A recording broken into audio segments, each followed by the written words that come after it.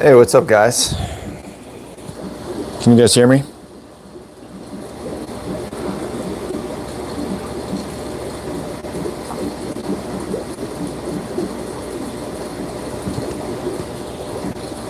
Oh, we got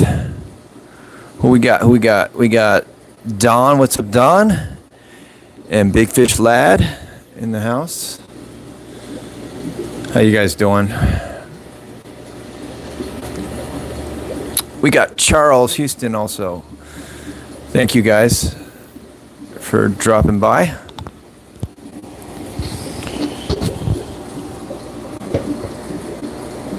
What are you guys up to today?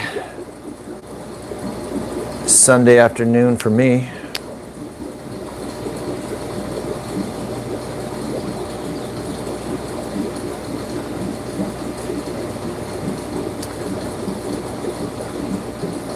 I am just freeing up some time here. Did my chores and my shopping. Got back in time for some daylight. Figure why not do a live video. Hang out in the fish room. Talk cichlids. Maybe go over some interesting topics. I always like to, anyone brings up a really cool discussion topic, I think it's really cool to everyone weigh in.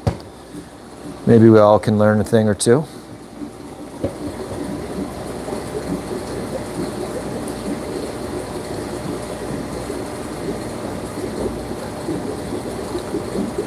Don said he's setting up a tank for his flower horns. Cool, man.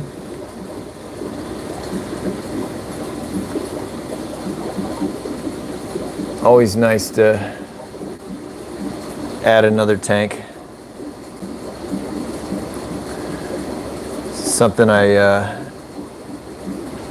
from the start to where I'm at now was always, is always working on projects. Got to build this stand, got to upgrade this tank, slightly bigger tank, slightly better dimensions, and over the years always had those goals to add tanks, increase size of tanks, and I think about a year ago or so that goal was met, and I no longer have any more space to add any more tanks here for me. So I remember those days though, for sure.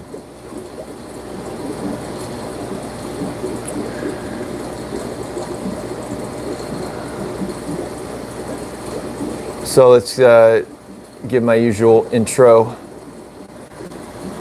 Live videos, anything goes.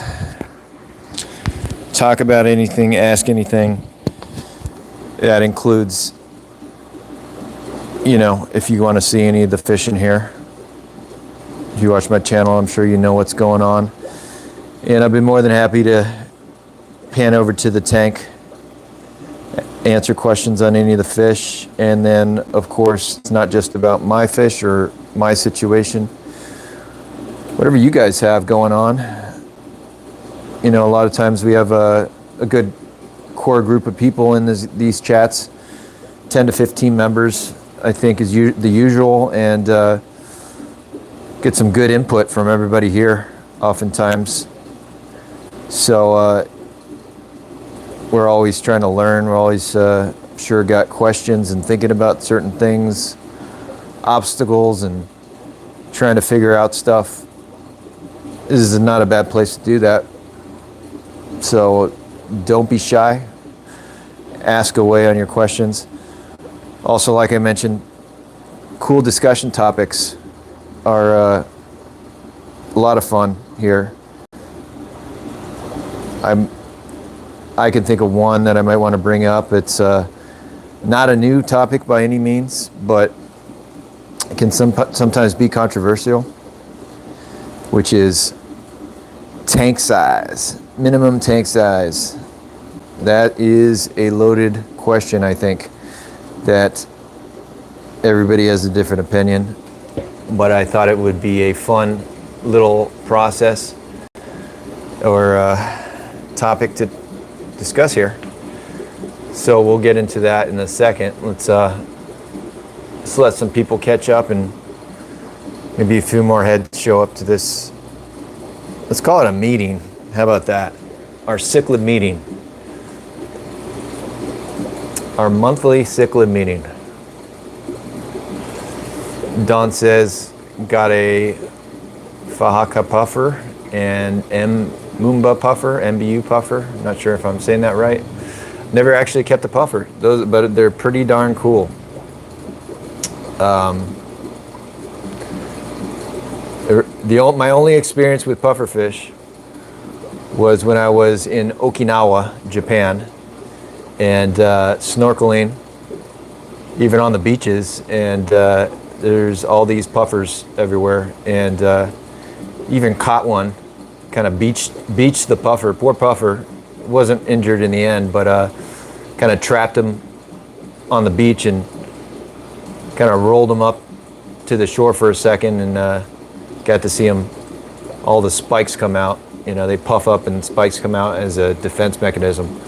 Really cool fish, the puffers. But that's my only experience with puffers. Old lady fish. How's it going, old lady? How's the recent pickups, fish pickups doing?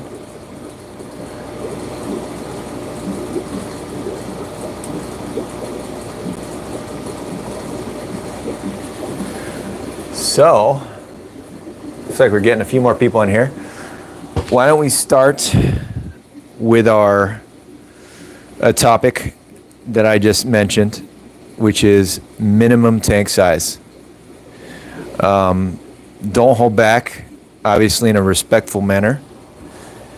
I want to hear what your minimum tank recommendations are. I think we all see those questions on social media, Facebook. You get those topics, and it can get quite heated. Everybody has different opinions on minimum tank requirements. I'll give an example of a species. Why don't we start with the fish that are right in front of us here, and you guys tell me what you think the minimum tank requirements are for keeping a pair of Carpentis. The Carpentis I have here, I'd say the male at max is probably 10 inches. Female, maybe 5-6 inches.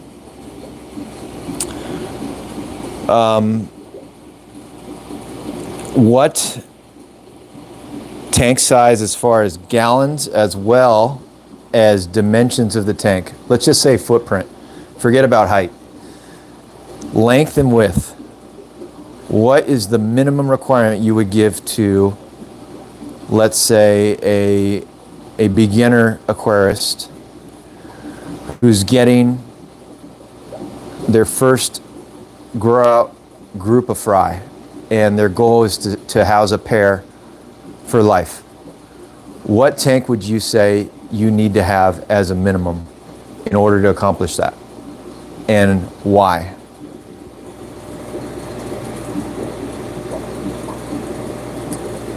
Let's catch up some comments here.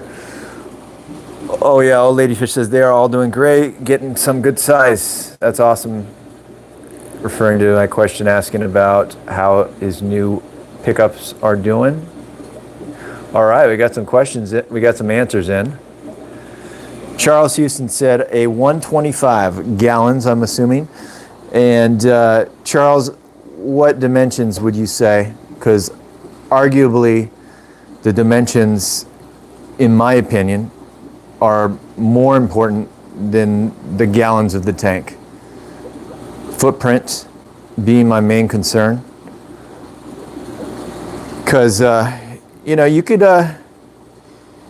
make up for the lack of gallons in your water changes, your filtration and your water changes. Let's assume you have proper filtration to break down everything, and your only issue is nitrates and removing them. And let's assume you could keep up with the water changes, whatever that might be, 1 or 2 times a week to keep your water quality good. What would your minimum tank gallons and footprint be? Sounds like we have 125 gallons from Charles. Not sure what dimensions. Big Fish Lad said at 125, 4 by 2 by 2. Yeah, I agree. I think a 4 by 2 by 2 is good space. Now, maybe I'm thinking about it wrong. I try to think of the size of the parents, the male, usually the bigger one, right? And with the case of Carpentis, I'm not sure they get much bigger than 10, 11, or 12 inches. I know I've had this male here on the left for 3 years, I believe. 3 years plus point. Not really growing much in length, more girth. Reason I consider length of the fish is, I think for, somewhat turning radius. And if you have a 2-foot width tank, he's 10 inches. He's got 24 inches front to back.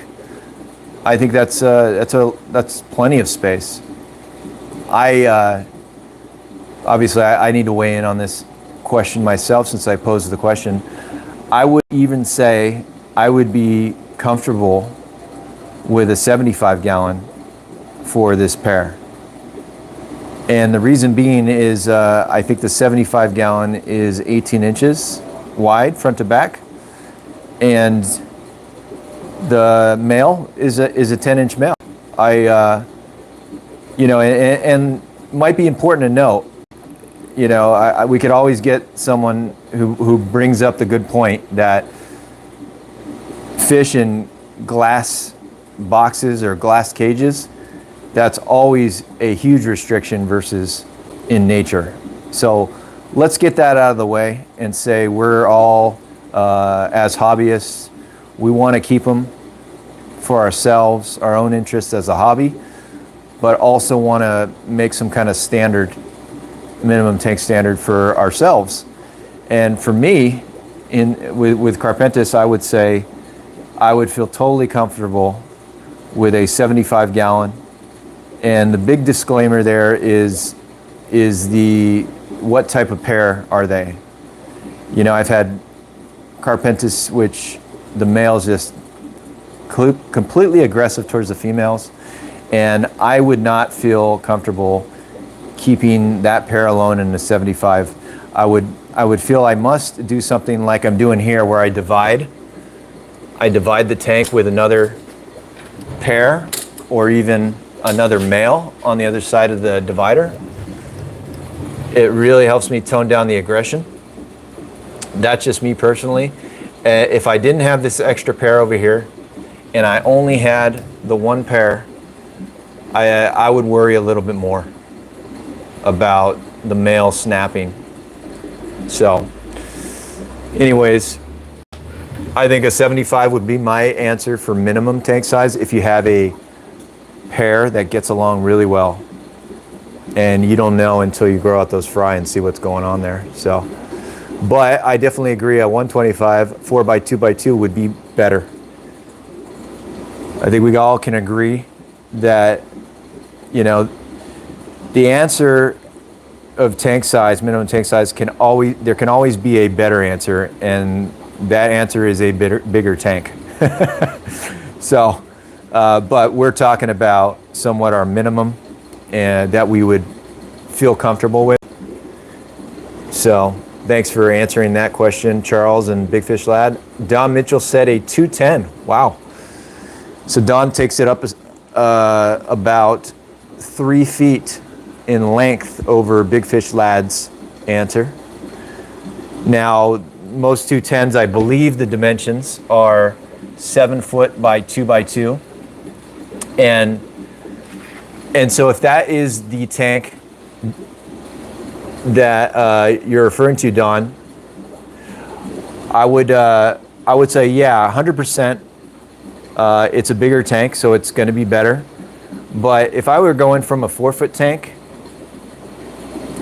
to a 7-foot tank, I probably personally would much rather improve the width of the tank over the length. Because the way I look at it, the minimum limiting factor in a 4-foot by 2 by 2 is the 2-foot width. And so rather than me going longer tank, the first thing I would rather do is go for a wider tank. So I think it would put you in like a custom tank size, maybe a 4 by 3 by 2 high. That might be something we're better looking into than just going longer. That's just kind of my way of thinking. And I don't have one single tank here that's wider than 2 feet right now. But as you guys know, I definitely have dream tanks, and those the dimensions of those dream tanks are definitely 3 feet and 4 feet wide. So that would be my thought on that subject. But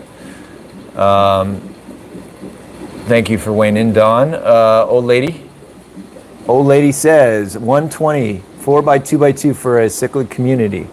Loving mine. I started with a 55 and outgrew it in 4 months.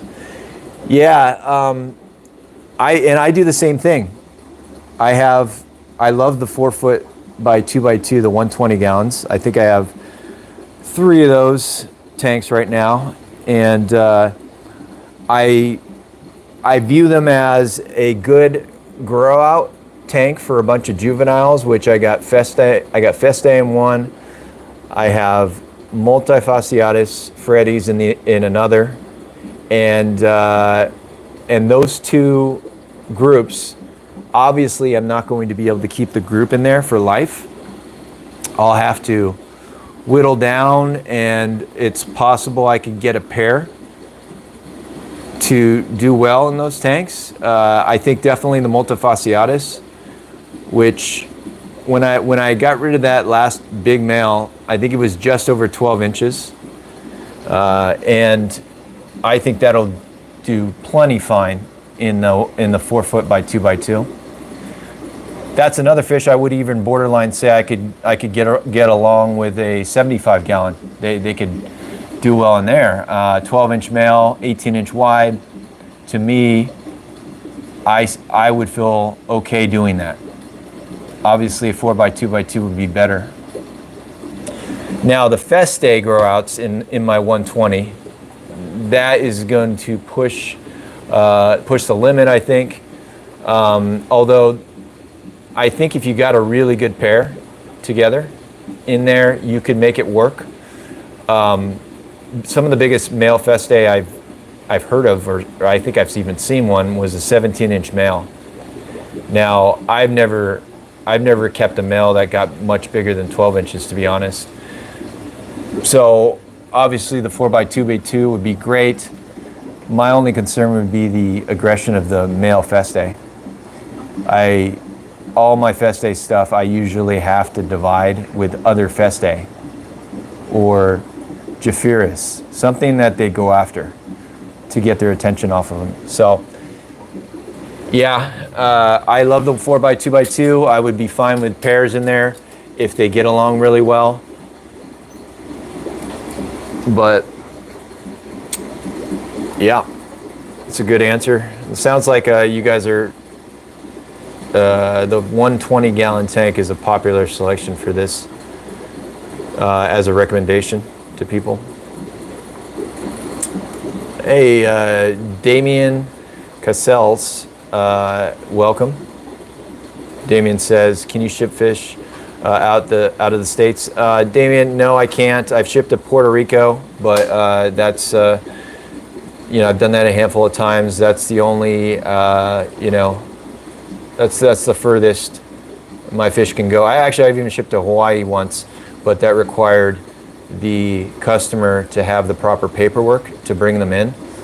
But besides that, no, just US only.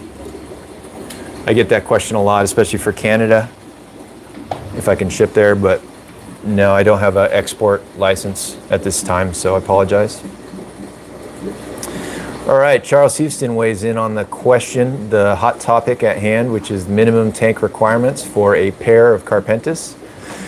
He says 6x2, so that, I think the standard gallons of that tank would be 180. I have one of those. Yeah, that's a good size. Now, for me personally, I think it's a really good, comfortable size for the Carpentis. I would even feel comfortable dividing 2 pairs. You know, the tank that we're looking at right now is actually a 150 gallon 5x2, and I'm dividing 2 pairs of these guys in here. And for me, they're working really well. I've covered that in the videos. Aggression is kept to just a minimum. I don't see any rip fins, any aggression towards the females at all. They're comfortable enough to spawn both pairs, and it looks like the males might be both gearing up to doing some spawning. I see the female in this other pot over here. We'll just pan over here real quick. To me, that's a great sign that they're doing well in this situation. Of course, the tank situation could be better if, let's say, they were in a 180 gallon or my 240 gallon divided. No doubt that would be a better tank size for them, more space. However, I think when we're talking about minimum, we're trying to find what we would recommend if everything was perfect. Your water parameters, your water quality, you know, leave those on the side, you know, and say that there's no issues there. What would be your footprint tank or your gallons of tank that you would recommend to a newer keeper of the species? So yeah, and you can easily point out, and I don't take criticism wrong here, guys. You can easily point out that this 5-foot long tank is divided into 2. Each pair only has 2.5 feet of space. You know, and guess what? There's something even worse than that. The width is only 2 feet wide. So the width is still the limiting factor of this tank. You know, I see, I like to look at that and improve on that. If there were no limitations based on standard tank sizes, and I were to upgrade this, I would probably look to upgrade the width of this tank first. You know, and then maybe I get 2.5 foot width. And then from that point, you know, you would just get larger on both dimensions. That's the way I look at it. I don't just, I know we're all kind of confound to the standard tank sizes, which is, you know, it's meant for show tanks. It's meant to show off the fish for our pleasure.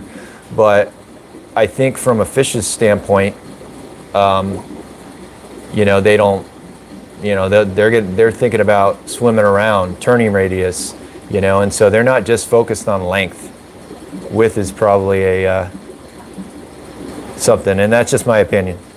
I could be totally wrong. Maybe the fish love to swim back and forth, side to side is their main concern. So let's get caught up in some answers, hopefully. See if anybody else will weigh in. Don Mitchell said it got a lot more room. Yeah, Don's 210 is definitely got a lot more room. Big Fish Slad, footprint is key, 100%. I agree with you there. I for many reasons, I don't care about the height of my tanks. You know, I would be totally fine with all my tanks being 18, 20 inches high. I actually prefer it that way, you know, and, you know, I don't think the cichlids utilize the height that much. Two, it would make life a lot easier with your double rack stands, you know. It's so hard to use a 75 gallon or a 24-inch width tank on the bottom of your racks. It just makes the top tank so much higher. So I don't like height. And let's say you got short T-Rex arms, you know. I mean, I planned all of the heights of all of my tanks on my stands to be so I can get my arm into the tank and touch the bottom without having to carry around a step stool. Ease of maintenance. So and cichlids, I think it's more about footprint. So footprint is definitely key. I agree. Don says 180 gallon now, another 180. Damien said, should have said, I love your fish, especially Festae. No, Damien, thank you. I appreciate the compliments there. We could actually go over my Festae. Thanks for bringing that up. We'll move over there if you guys want. Let me get a sip of my drink so my mouth doesn't run dry talking. Let's go check out the Festae while we continue this topic. Oh, my favorite male. Don't go shy on me, buddy. Oh yeah, we actually got some cool updates here in this tank. Well, before I show the fish, I finally put that giant pot that I have one large pot, and the last batch, I think I mentioned in my fish room update video, they had just dropped a batch of fry and or batch of eggs, and I had mentioned that the prior fertilization rate was extremely low, and I was wondering if my previous pot, I like these ones right here, these fallen terracotta pots. My previous pot, I think the male was struggling getting inside to do his thing. So I had one of these XL pots and I put it in here. So we'll see if that helps their situation, because my last batch of fry was pretty small, you know, in the 50 to 60 fry range, I think. And so gonna try this new pot. We'll see what happens with their next. Hopefully they like the pot. I don't know, maybe that just stops them from breeding. But anyways, Festae are doing good. And again, live video quality sucks. Colors are not gonna show at all. But let's catch them on some more answers. Oh, Bayou, welcome. Bayou 504 CTC. Said loving these cichlids. Thank you. Really appreciate the feedback, and thanks for stopping by. Let's refresh the topic that we're talking about, guys. We always try to have a discussion topic in our, let's call this our cichlid meeting of the month.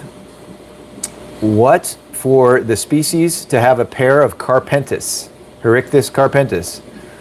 What is your minimum tank size you would recommend to someone asking who has never kept the species? Now, their goal is to keep obviously a pair long term. I want you guys to weigh in on both the gallons of the tank as well as the footprint, length and width.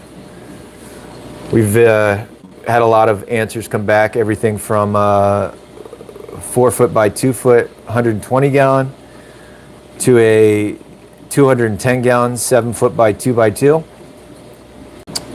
A lot of good responses. Let's keep it going. I want to hear from you guys. Ethan, what's up, bud? Good afternoon. Thank you for stopping by. Liam Walters, thank you. Thanks for coming by. Liam said, I think the 5 by 2 is about right. Yeah. And Liam, I'm guessing when you say the 5 by 2, the 150 gallon that I was just on, I'm guessing you mean for one pair.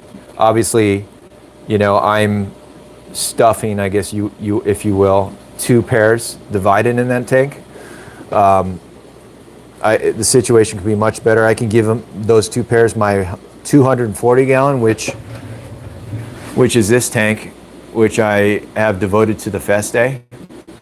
Obviously, this male Festae is well, I guess he is for sure the biggest fish I have in my fish room right now. But anyways, they have a divided 240, so they technically have a 240 gallon tank. Now, when you consider minimum tank size, you also have to consider how that pair is going to do on their own in that separate tank. And obviously, my experience, I've mentioned many times, is especially with Festae red tears, it could just go wrong really fast. The male could snap on the female. I've had to get rid of so many nice males in the past because they just would not accept females, way too rough and aggressive. And one of the ways I curb that aggression, and it has seemed to be doing really well with this pair, has done well with pairs in the past, is I will keep them in a bigger tank, divide it, if you guys can see that acrylic divider right there, with more, in this case, Festae on the other side. Now, that I feel that really helps the male because he focuses his aggression on the other Festae over there. You can see the male over there, and there's two females in here. And so I feel that's a huge advantage in this equation. The male peeking over there. I feel if I just had a 120 gallon and they were in here, it's some percentage more likely for this to not have worked out this long. So I'm definitely going to attribute a lot of that to having more Festae on the other side, you know, kind of somewhat in a way replicating that community setting. And the community by far is the number one way that I feel in keeping the aggression. Obviously, let's scratch that. Divided pair, there's your foolproof way, as long as the divider doesn't slip. Your foolproof way of making sure that the fish don't get killed and beat up is a divider tank, but it's not my favorite for obvious reasons. So let's say for keeping the pairs together, the community I think is key. Sorry, I don't know if it disconnected there for a second, guys, but hopefully I'm back.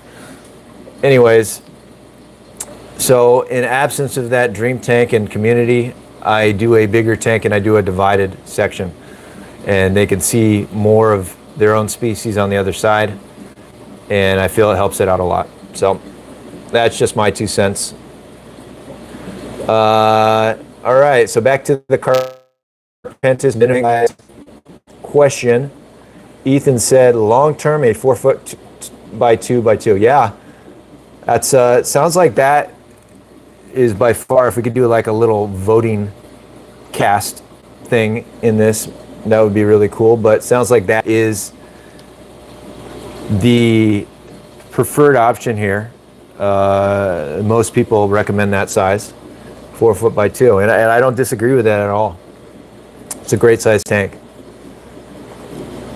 Pete, how you doing, Pete? Pete says, glad I caught you live. All of your South American cichlid species only. Yeah, yeah, my South Americans, I don't think I have any of them mixed up. The centrals, I have Panamensis and Maculopinus in the same tank together. But yeah, actually, and I do have some grow outs of Carpentis and Trimax together. We'll go take a look at that in a second. But they're really small. They're fry, basically. And I'll show why I'm doing that. But yeah, I typically don't mix. I've tried the community thing in the past, and that's all fun. But things can go wrong. I think have a higher probability of going wrong, especially with some sensitive species. For example, mixing south with centrals, for obvious reasons, water parameters and whatnot. But specifically, I had my 180 gallon. I had some Carpentis, I believe. I'm trying to think. I had Alfari. I had Depi, and I had a big female Festae that I just needed space. I plopped her in there. She was one of the biggest fish, and that was a bad idea. She developed a bacterial infection from fighting, probably stress related as well, and I could not heal the wounds of that fish fast enough after I took it out, and that went bad really, really quick. So for certain species like these Festae, I'm not a fan of having them in community tanks with other species, especially aggressive and especially centrals. You know, I think they get duck lip pretty easily. So the last thing you want them is lip locking with a really mean Central American cichlid, and then your Festae gets duck lip and dies within a few days. It can happen.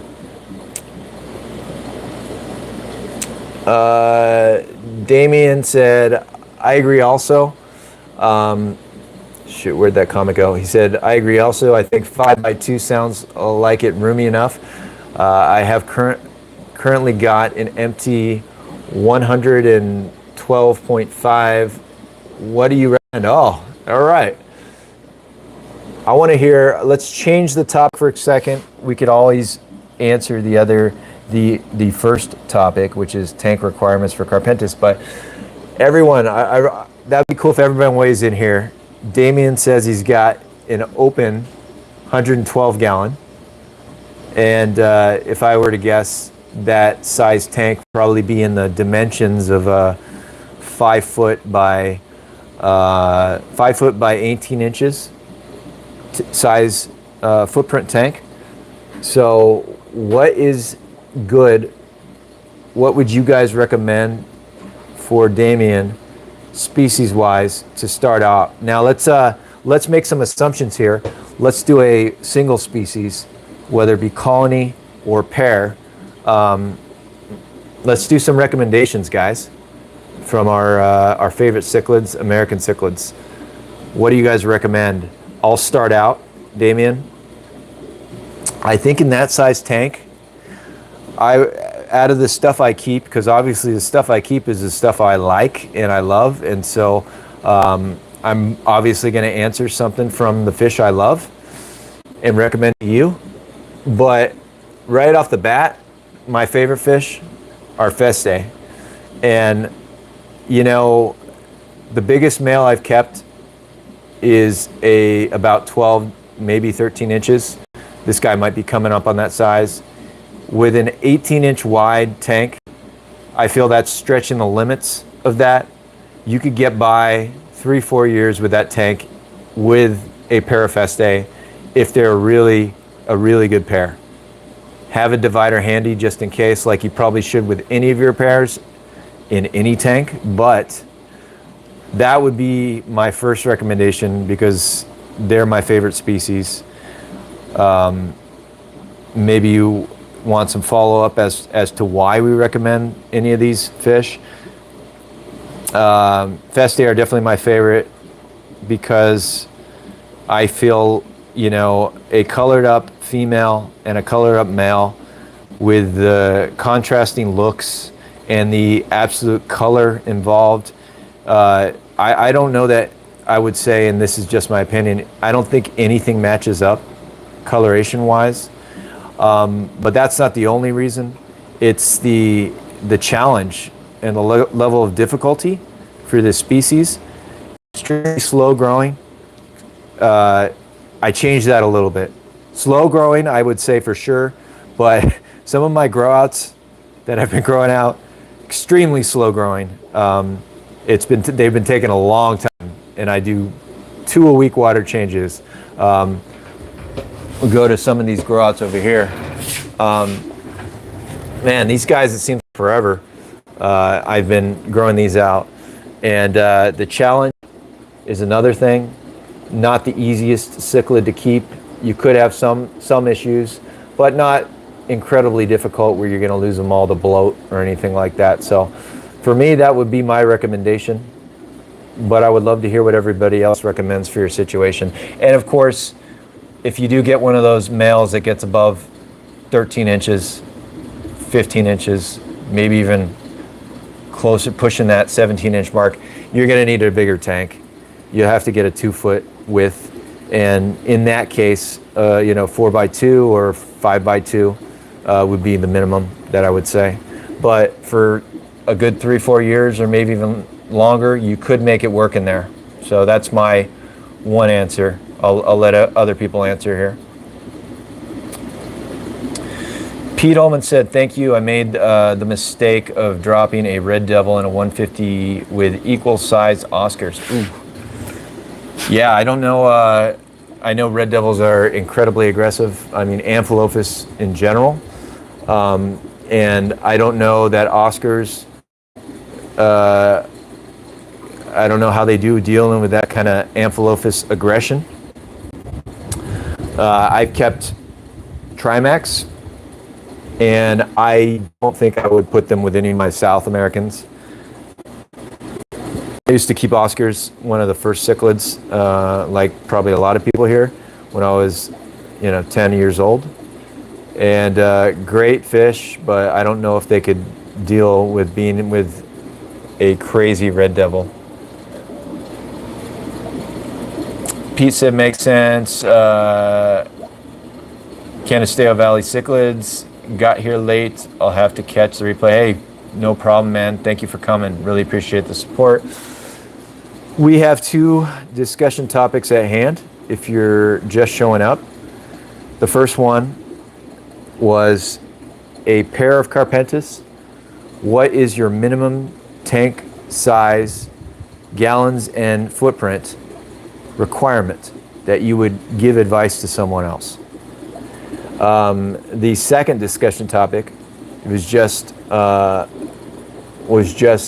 shared. Damien had a question, and this is for Damien too. He's asking us. He's got a 112-gallon tank. My assumption is that's in the neighborhood of 5 foot by 18 inches dimensions. Damien wants to know what we recommend he stocks in there next. What species?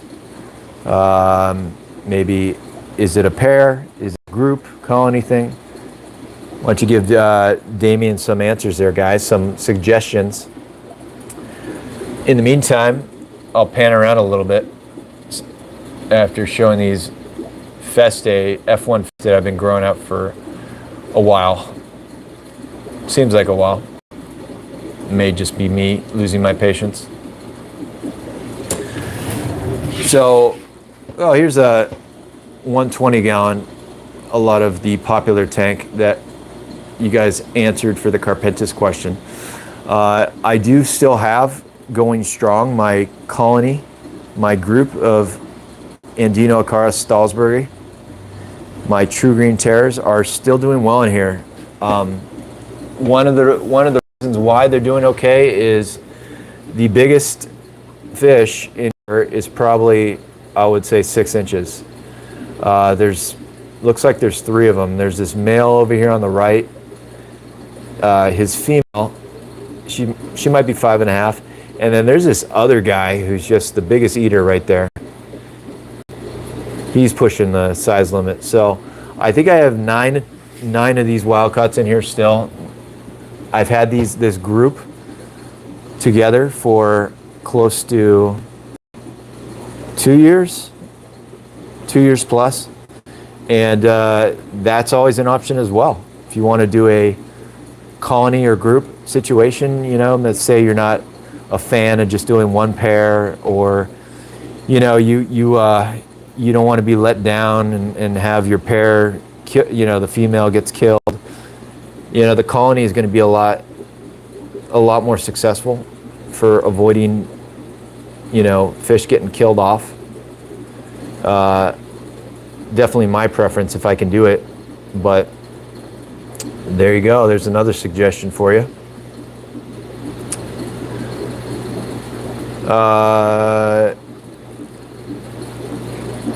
Canisteo Valley said, Trimac and Red Chancho, there's your pit bulls. Yeah, man, those Amphilophus are on a high level there with aggression, for sure.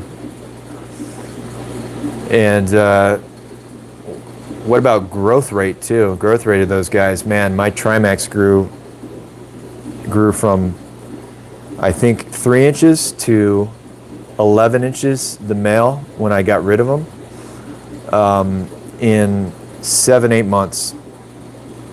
It was a ridiculous growth rate. So yeah, if you were planning on trying a colony with Amphilophus in a smaller tank, thinking you're going to upgrade later, that later is going to happen a lot sooner than you think. So let's move around a little bit.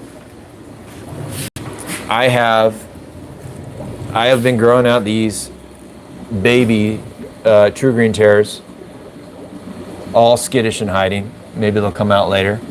To try to get my future breeders, because my Wildcats just really shut off with breeding, and I'm running down to my last little batch of fry that I have available. And I took out 20 of these guys from a really small batch. I've been growing them out, and they're big eaters. Definitely seem different than the parrots, and kind of sucks that they're skittish. I haven't put the dithers in here yet. I'll probably go with silver dollars, but once I do that, I think they'll be a lot more inclined to swim around more, a little bit better. But huge eaters, I have big hopes for these guys in the future. They're all huddled up right there. Anyways, they're at a 5 foot by 18 inch, 100 gallon. So that's what I'm doing with that tank. Let's go back here and look at some comments, guys.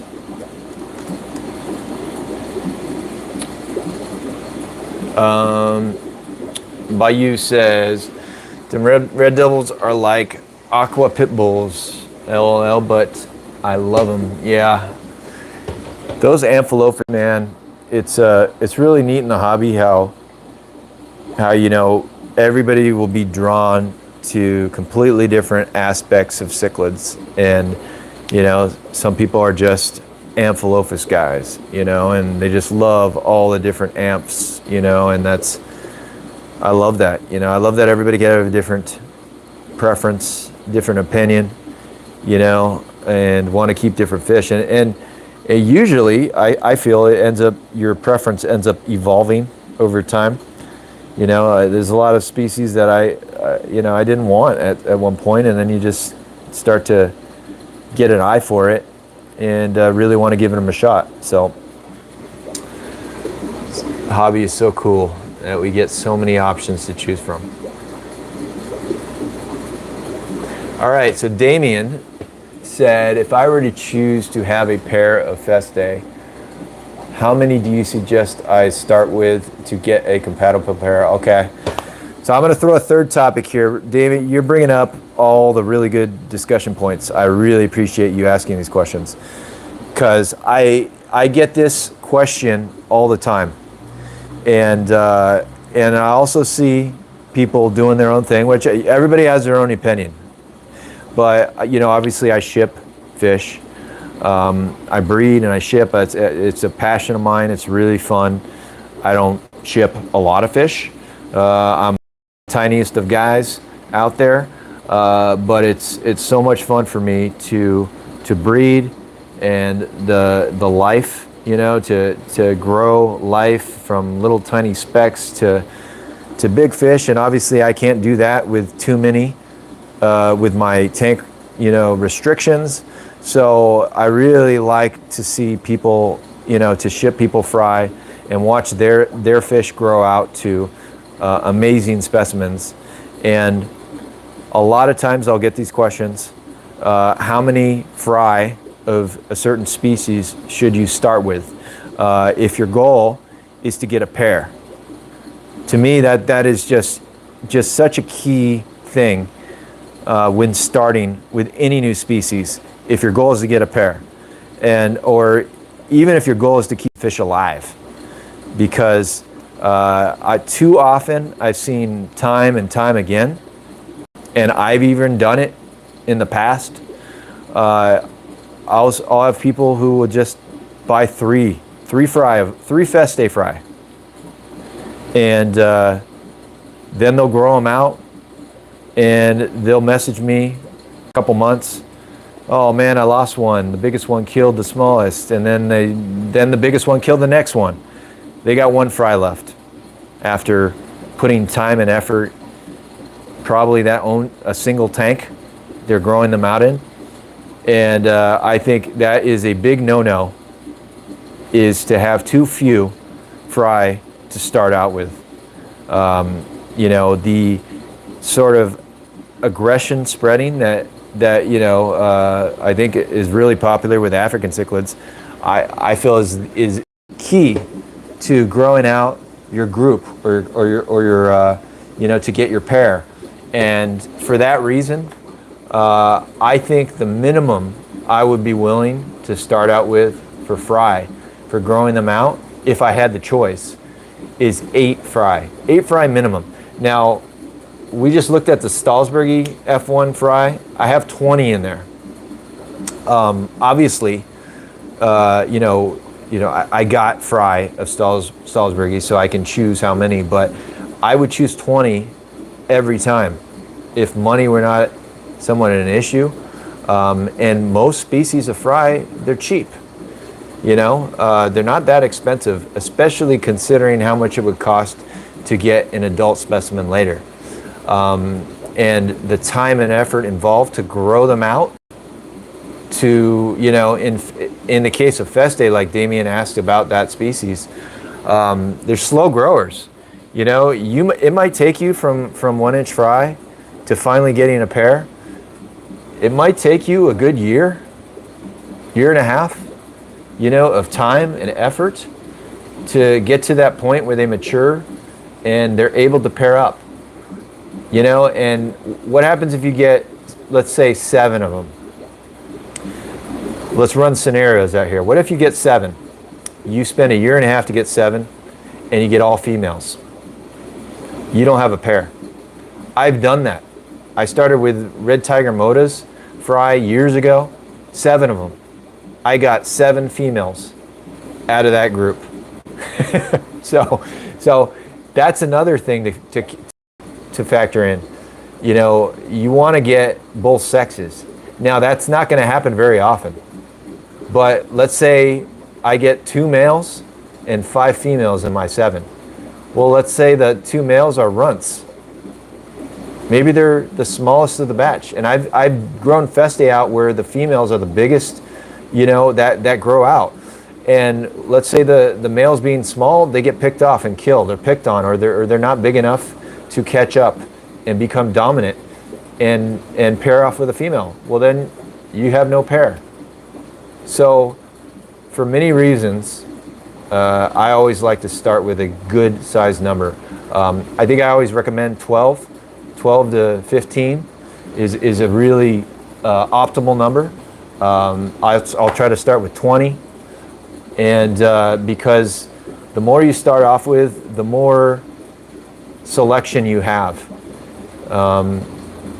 Something I like to talk about is when I got my wild-caught Festae, I think I got 17 of them. Now, those weren't cheap at all. Wild-caught Rio Gaius imported, my buddy, right? 1.5 inches. My goal was to get as many as I could, and I got 17 of them. And good thing I did, because my top 2 or 3 males, the biggest of the batch were males, those 2 or 3. I didn't like the barring on them. I didn't like the looks, so I got rid of them.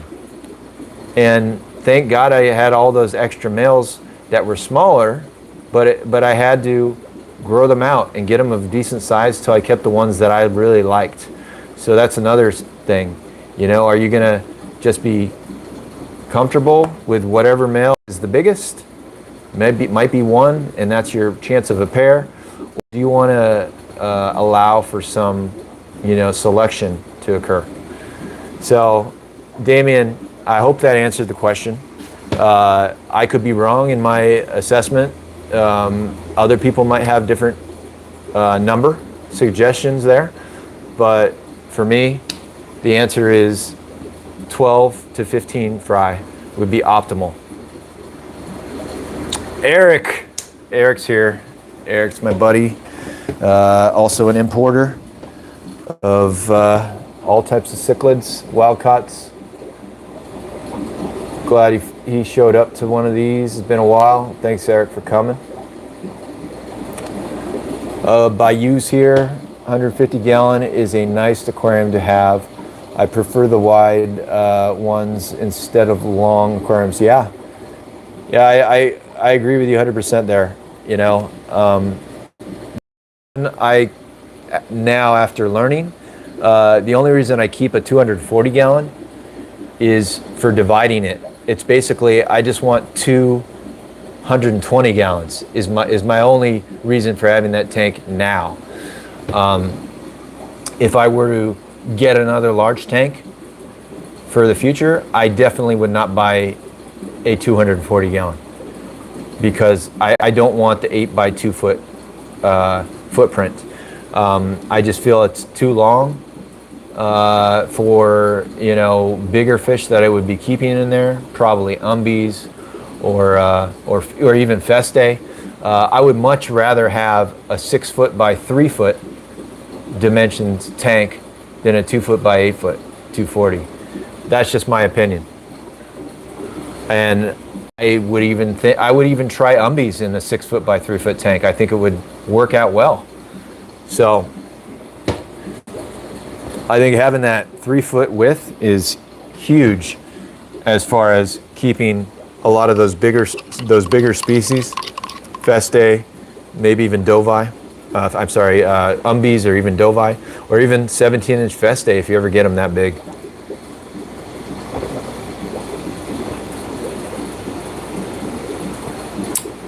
Eric said, doing Indonesia, Brazil, and Colombia soon, guys. That's imports, I'm guessing Eric's referring to. Get in contact with him if you guys. Eric, maybe leave your email or however you like to be contacted. Great opportunity. I've gotten fish from Eric multiple times. Brings in some quality. Does good shipping. Give him a shout out, guys. Cancer Train, what's up, man? Cancer Train said, starting with as many as possible is always ideal, though. Yeah. I mean, if you can, I mean, we're saying there's no restrictions, right? I understand there might be restrictions on starting with 20 Andino, Acara, Stalsbergi fry, True Green Terrors, which it's almost impossible to find. They've been impossible to find from my standpoint. 5-6 years before I finally got some, I couldn't find them. I wanted them, and guess what? The few times I've seen them available, I think $40 for 1 inch is what I saw out there.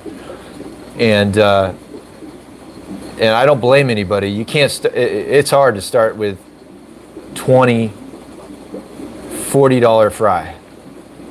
That's pricey. It's a big investment, somewhat of a risk. Stalsberg aren't the most hardy species. I hear people losing them to bloat. I've lost them to issues. It's risky. I get it. So I don't, do what you can. You really want to keep the species, keep them. You can only get 4 or 5 of them. Take the risk. If that's your goal. But I would definitely want to add some more fish in there with them. More than 5, and make sure they don't give the Stalsberg problems. Don't make them blow. You would have to find a species that's hardy enough to deal with their aggression but won't stress them out, and get to that sufficient number of, 8, 12 fish, so that you're successful growing them out. The last thing you would want is to happen with 5 Stahlsberger fry is the biggest one is able to pick on the smallest. Then you got 4, and then again and again until you're down to 1, or 1 fish maybe, or even 2. Let's say you get to 2. What if they're both males? What if they're male and female, and the male doesn't like the female? Then, man, start over. Yeah, it's tough. Do what you can do, though. Kevin, what's up? Kevin said, any new projects, fish in the pipeline, Matt? Let me think. I do have something that I was thinking of starting. It's a potential. I had the idea of getting into umbies. I would have got them from Eric Williams here. Eric can bring in wild caught Rio Mag umbies. And obviously I feel I don't have a tank big enough for umbies right now. That 2-foot width tank for a 20 to 24 inch width length umbie, to me, is not what I want to do. So I was thinking about keeping them for short term, basically getting my pair, once they reach that 17, 18 inch mark, I would move on with the pair. That way I could still experience what to me is one of the best parts, is that 5 to 7 inch range where, they go from a brown, ugly fish to a, colored up, bright blue male, a yellow golden female. Man, I miss that. And watch the pairing occur, watch the male develop. I was thinking of doing that for a short term, having them for a period of 2 to 3 years max, before they get too big, and then I would move on. And then that's how I would keep umbies. I considered that, but I don't know that I'm going to devote my 180 gallon to just doing that. So that was a project I had talked with Eric about possibly doing, but I think I'm going to hold off on that. And there's something else that, I've wanted to try, and it's kind of funny because I've never, ever kept Jack Dempsey's. Now you're probably saying, wow, it's a extremely common species. But the Jack Dempsey's that I would be getting, they're not, I feel like there's a lot of issues with with deformities and stale bloodline in the hobby, and it could possibly use a refresher, and so there's a chance that I could get some wild caught Jack Dempsey's, and I may jump on them. It's on my mind, and I'm gonna consider that because one, I've never kept them. I think they're beautiful. And 2, I think it would be good to get some, some of that blood in the hobby, and yeah, Cubans are another one that I could definitely see, I guess a refresher in blood out there, but I don't know any way of getting any wild caught Cubans. Otherwise, I would definitely jump on that as well, but. Yeah, that's kind of what's going on in my mind right now. But I can honestly say a lot of my tank space right now is devoted to getting another Festae pair formed, working on another breeder pair of Festae. I have 2 tanks, 180 and a 120 with Festae from 4 to 6 inches. And I'm working on some pairs, unrelated F1 bloodlines. So all Rio Gaias. I'm trying to get my pair, and I've really wanted that since day one when I got my wild caughts. That was the goal was not just keeping the wild caughts and having a wild caught pair. It was a step further, which is to get some unrelated F1 pairs, because I feel like the F1s are going to be much nicer than the parents. So I'm still working towards that goal, and unfortunately I got to use a lot of tank space right now to work on that. So I'm limited on what I can do. Also working on getting F1 pairs of True Green Terrors, because my wild-caught breeders are being stubborn right now. So still a lot of projects, and you know, too many cichlids, not enough tanks is. Oh man, Eric said he lost all his Stahlsberg. Yeah, Stahlsberg, man, they can be so frustrating. I have a buddy, Juan, he also lost all his Stahlsberg not too long ago. He got from me. He got him to, I think he said 2 to 3 inch range. He just got more from me though, more fry from me. So I hope that goes better, but you can lose them. They're somewhat sensitive, guys. But I think when you see some big adults, and I don't have very big adults right now, my wild caughts are extremely picky eaters, and that's what I can't stand. But you go look at Guapote males, Monster, Stahlsberg, or Gregory Brown, another guy. I forgot what his YouTube is. You can see some, what you get if your hard work and patience and a little luck pays off. I think it's amazing. And in addition, it's not many out there. It'd be nice to have them more readily available in the hobby. So, sorry, Eric. I feel bad. It's a tough species to keep for a lot of people, I think. Even myself.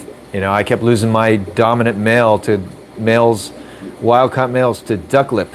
That was really upsetting. All right. Let's get to the next comment here. Jay Smith, what's up, Jay?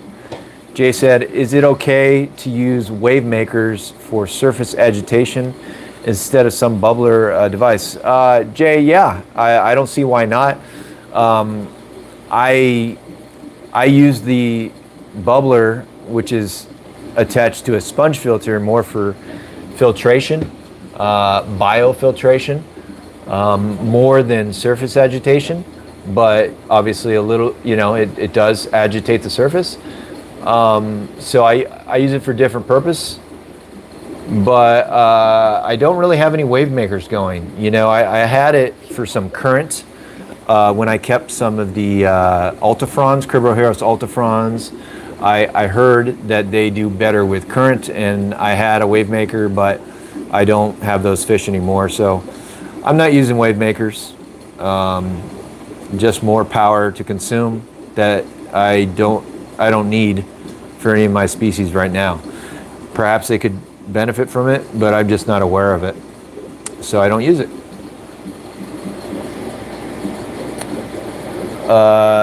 Kevin said black umbies are nice, man. Yeah, the black umbies, man, those are I would definitely love to keep those along with the Rio Mag, the blue freckled umbie. I did keep a black umbie many years ago. I might even have a little bit of video on it on my YouTube. I can't remember. A single male, and he was incredibly beautiful. I had him in a 240 gallon. I think the max size he was nothing over 8-9 inches. I had a Rio Mag, or no, not a Rio Mag. It was called an Ultimate Blue bloodline umbie pair on the other side of the divider, and that umbie pair, blue freckled umbie pair, would spawn. The fry would go to the other side of the divider, where the black umbie was, and the black umbie would raise the fry, the male, and it was really neat. I had like a foster dad situation. He wouldn't eat any of the fry, he would raise them, and just absolutely amazing fish to keep. It just, once my once the pair of umbies, the male got in that 17-inch range, I had them in a 180 gallon. I could easily tell with the size of the fish and how much power and mass he had. Man, he could break my heaters, break my intakes. Even I've heard of him busting seals to glass tanks. So definitely was not comfortable doing that in that size tank, and was getting too big for that tank. And I said, I'll do it another time when I have a dream tank, you know, that 480 gallon 4 by, what is it? I'm sorry, 8 by 4 by 2 or whatever. So one of these days I'll get that.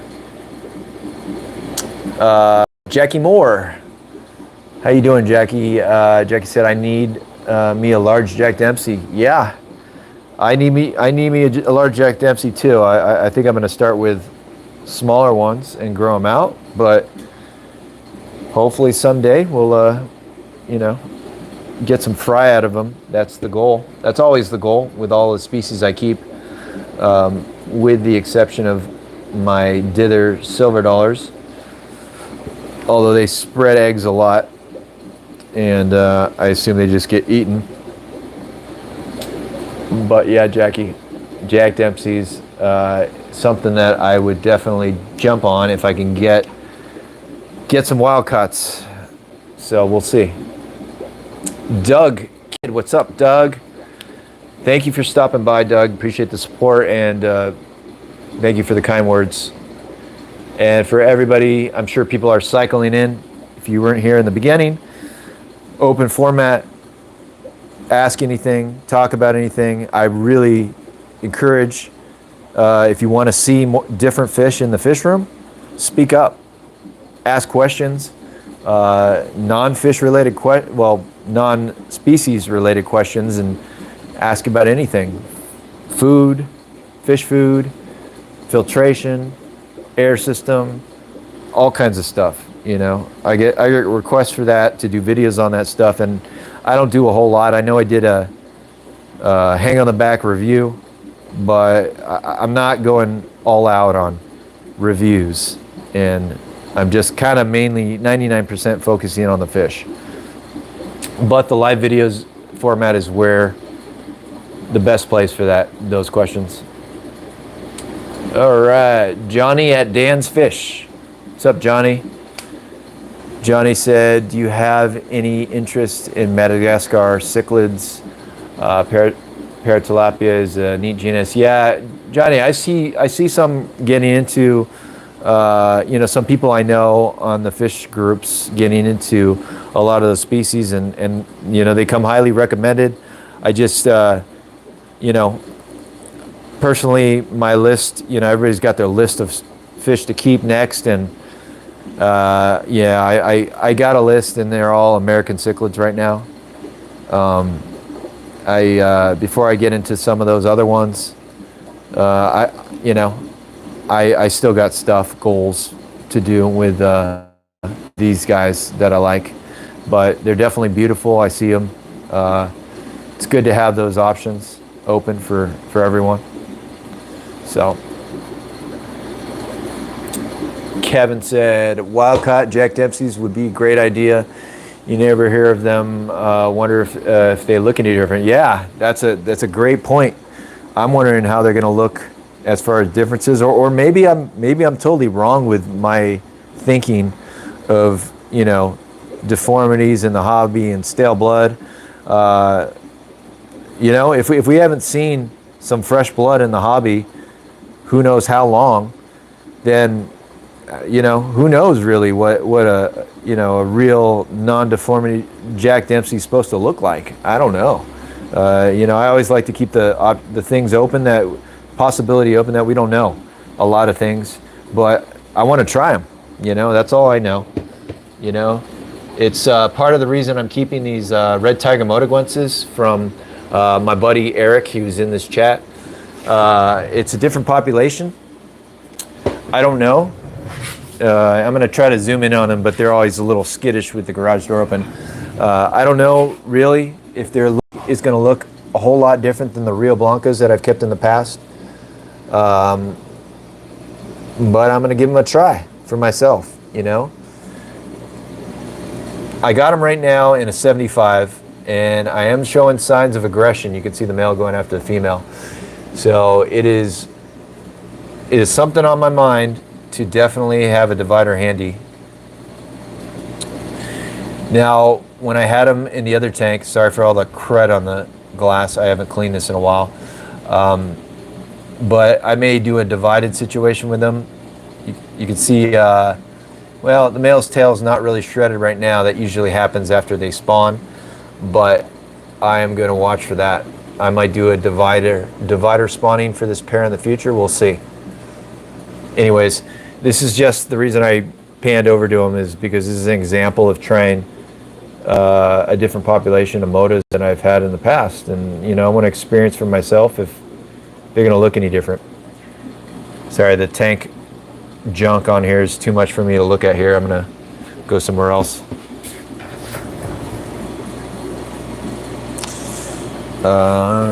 Where should we go? Let's go around to the other side.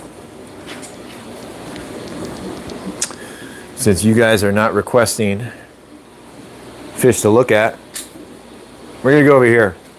So, plus this is my enjoyment time in the garage, so it's partly for me as well. I have this 180 gallon. I did the F1 Festae, hopefully pairing in the near future. I moved them over here. I wanted to give them more tank space. I have 2 males from one bloodline, F1s, and then I have 3 females from another one. And so I want to give these males a chance to pick one, hopefully. But they're very slow in doing that. You know, I don't see any pairing whatsoever. The most colored up female is right there. And the males aren't really fighting over her or anything. So, but patience with Festae, I guess, is the key. So, there's another female. I really like this female's profile. She had a little nuchal going when I pulled her out from the other grow outs. And I'm hoping one of them picks her. I think she's going to be nice. We'll see. D Brown, what's up, man? Thank you for stopping by. Better late than never. He said, wow, I was late this time. What's going on, Matt? Thanks for sharing. D Brown, actually, we got a lot going on. Right now, we have, I think we're up to like 3 discussion topics in this session. The first one was minimum take size requirements. And I gave the example of a Carpentis pair. What everyone thinks is the minimum tank requirements to have a pair long term. And a lot of the answers were a 120 gallon, a 4x2x2. We had some tanks all the way up to 210 gallons was the minimum tank requirements for a Carpentis pair. So that was one topic. And then I believe Damien brought up multiple other topics. Damien's, if you scroll up, you'll see his comments, but Damien asked, he said he had a 112 gallon tank available and he was looking for recommendations of what to stock in there. So that was another one. And the third discussion topic, I think, was also brought up by Damien. He wanted to know how many fry should you start out with if your goal is to get a pair, a breeding pair, ultimately. And I don't know if I've seen an answer on that one, but obviously more is better. But my recommendations, based on me growing out fry many times, is optimal to have 12 to 15 fry. So those are three of the topics we've been talking about here during this time. While I've panned over to the Maculopennis panamensis tank, the only tank that I keep multiple different species in. And they seem to be doing pretty well. Maculopennis, this male that we're looking at, has really started to stand up to the bullies, the panamensis bullies. And they've even, showed some, they had one spawning attempt, but it wasn't viable. So I really like this guy. Let's see. D Brown says, thanks for the breeder box help. D Brown, you're welcome. Breeder boxes, great thing to have. I got some Cubans on here. Because the Cubans used to be in this 180 gallon that they're on. And I pulled them because I had some breeder boxes open, but it's breeder boxes, it's kind of a band-aid solution to not having a tank available at the time. Buys you a little bit more time before you have to move them to a normal size tank. And also helps them, I think, helps them a little bit acclimate, get a little bit bigger, older. But yeah, mostly it's just like a placeholder, a band-aid. If you don't have a tank available, and I want to pull the fry, I'll just do it. And worst case scenario, if I can't free up a tank, they'll end up being feeders somewhere. So I hope it's working for you, D Brown. The breeder box. Bayou says, Paratilapia paulini, small spots or no spots. Argentia, Monte Cristo, EBJDs, JDs, Texas, Carpentis are my choice of cichlids. There you go, Damien. I think that was an answer to what recommendations people had for stocking your 112 gallon tank. And seems like a really good list. I like that. And some are definitely on my list of things to keep in the future. Jay Smith says, any experience with Boswell pool ponds with the one clear panel? Durability and especially longevity. Boswell pool ponds, I have no experience with that. Maybe someone else can speak up here. Obviously, well, mine are sort of feeding tubs, I guess they're called, the Rubbermaid tubs. That's all I have in the backyard. So I can't answer your question there, but maybe someone else can. Jay? Bayou said, Matt, what do y'all think about that black diamond sand? I want to purchase a few bags, but I'm on the fence. I'm not too familiar with the black diamond sand, to be honest with you. Now, black sand, well, let's back up. Sand in general is not my favorite thing. I'm only doing sand if I need to, or if I feel I need to. And you're looking at the one tank I have sand in right now.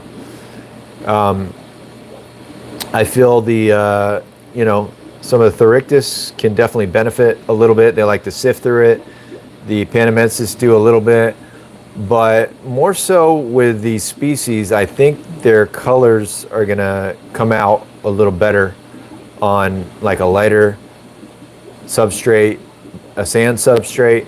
And so for that those reasons, I do sand on this tank.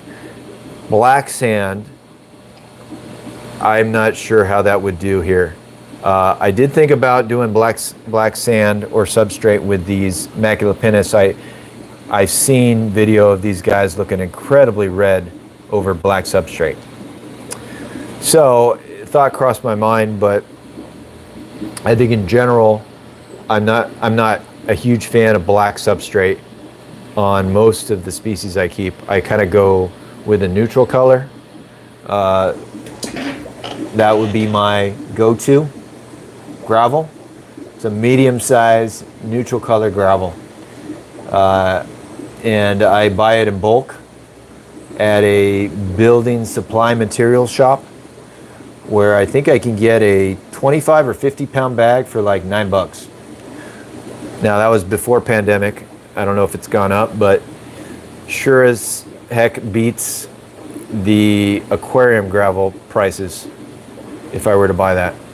So might be worth looking into some kind of building materials. You know, they use it for like landscaping, homes.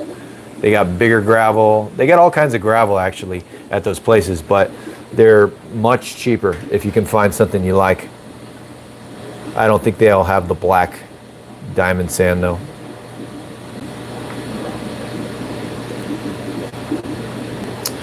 Ron C, what's up, Ron? Ron said, "How are the Freddy grots doing?" Yeah, Ron, we could go look at them.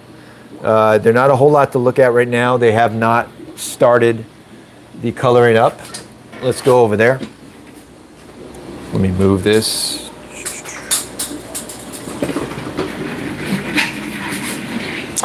Actually, I'm gonna get my little kid's chair here. All right, so we might not see much of these guys, especially with how dark they are. So they are not coloring up yet. They're now, though, I moved them up into this 120 gallon tank. There's 20 of them in here. They're obviously more on the skittish side, but I could tell you from observing them, they're definitely not coloring up yet. I would say the size ranges from 2 inch to 4, maybe 4.5 inches. So it's part of the reason I haven't really showed them off. On the till they get there, probably won't see a whole lot of them. Moment is they're incredible eaters, huge eaters. Basically, I throw food on the top, and they're all fight over it, and they splash the crap out of me. So I have to stand back, and I kind of throw the food in there from a distance. I don't throw it all at once. I throw like pellet at a time, and you know, kind of watch them, and it's got them, you know, coming out a little bit more. But they can be a shy species, with the exception of the male, the big male that I had previously, who is no longer here. So anyways, they're doing all right, but not a whole lot to look at this moment. Thanks for asking though. Bayou said, "I love them red tears, but when I saw one male, how big he was at LFS, I was like, damn, I'm gonna need a 200 plus aquarium, and 150 aquarium is my max size. I just like raising pairs." Yeah, you know, Bayou, I feel personally a 150 gallon is great for a Festae pair. Over the years, we'll go back to the tank. That's a Festae pair. I'm sorry, that's a 150 gallon, and you could see the 10-inch male Carpentis over here. You know, I used to breed my Festae in here. I had a pair, and I would even keep a divider on the side right there with an extra male, so that the male would ease off of the female and focus on the other male on the other side of the divider. It worked really well. And so I feel the 150 is great size for a Festae pair, to be honest with you. The biggest Festae that I've kept so far has only been that 12 to 13 inch maybe range. And a 2 foot wide tank, in my opinion, is great for a Festae that size. Now, yeah, I think the biggest Festae I've heard of or seen was 17 inches, but even still, I would be okay with that, with a 2 foot wide tank with a 17 inch fish. You know, there's a lot of people who keep umbies in a 24-inch wide tank. You know, 20-inch plus umbies. You know, and a lot of that has to do with it's hard to get a bigger, like a wider tank than that. They're all custom sizes. They're incredibly expensive, and so yeah, people are gonna start keeping, you know, umbies in tanks that are just maybe a little bit too narrow. You know, it's inevitable, but I don't think a Festae is ever going to outgrow a 150-gallon tank. Just my personal opinion. So I'd say go for it. If you had a chance, don't shy away from your 150-gallon tank being too small for a Festae pair.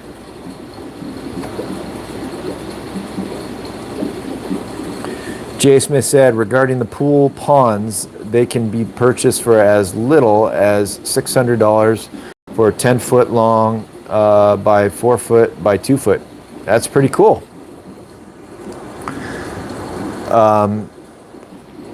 What size did you say that was? That must be about 1,000 gallons. Is that right, Jay?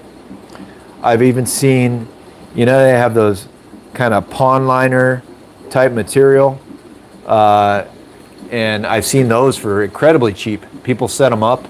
Might even be somewhat of like a kiddie pool, but it's a lot more heavy duty, the tarp.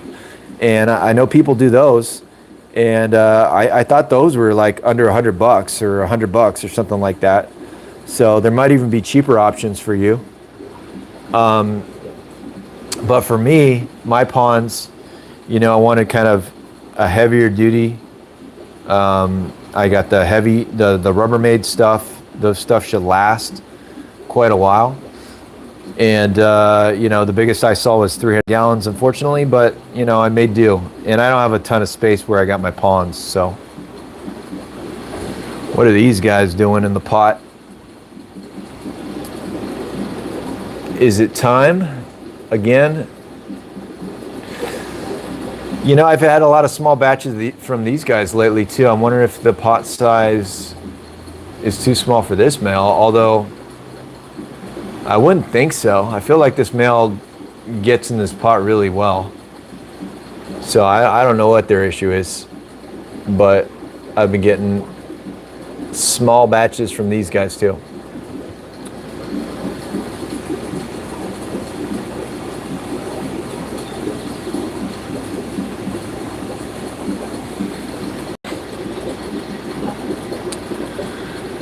Ron C said, Freddy's look good and the carpenters are really stunning. Thank you, Ron. Appreciate the kind words. Yeah, carpentis, just, I feel it's just, you know, it's a common species, but just absolutely beautiful. And they, sorry guys, I don't know if it said I was reconnecting. Hopefully everything's okay. Anyways, like I was mentioning, I feel like the carpentis are so much more ready to having, you know, coloring up and enjoyment so much faster than like the Festae.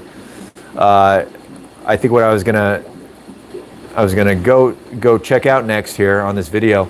I have some growing out. They have the garage door open, so they might be a little skittish, but let's go check those guys out here right now.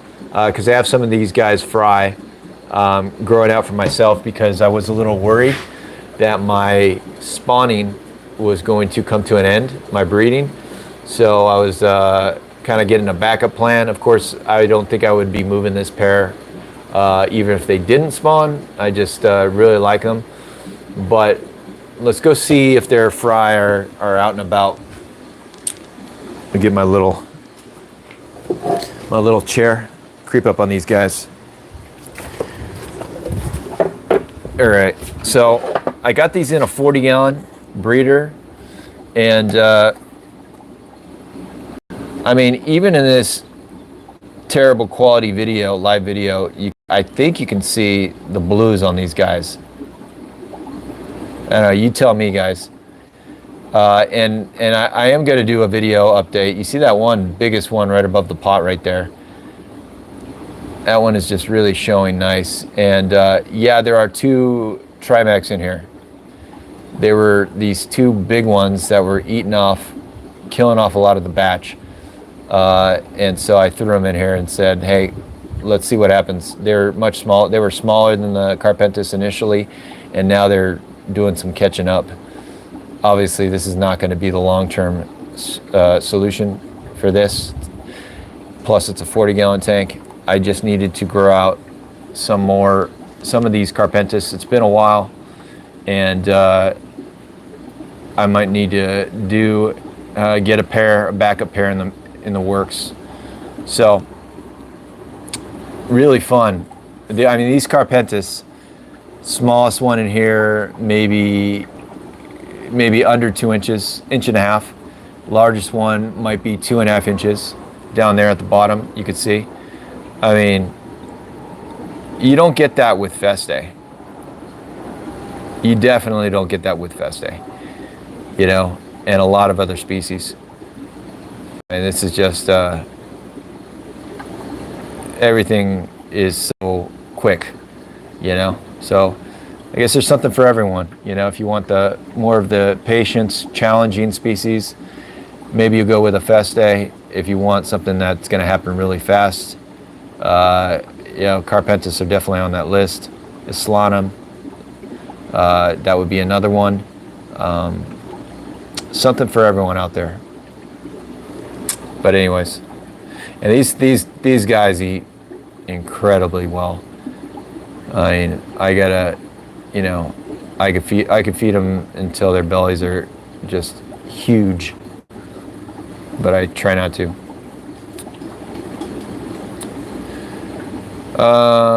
Let's see. Johnny said, for pool ponds, hit up Costco at the end of summer. Seeing they marked down as low as, oh, okay. There's good information. $250, not a bad idea. Bayou said, okay, cool. Add those Festae to my list also real soon. Yeah, definitely Festae would be one of my top recommendations.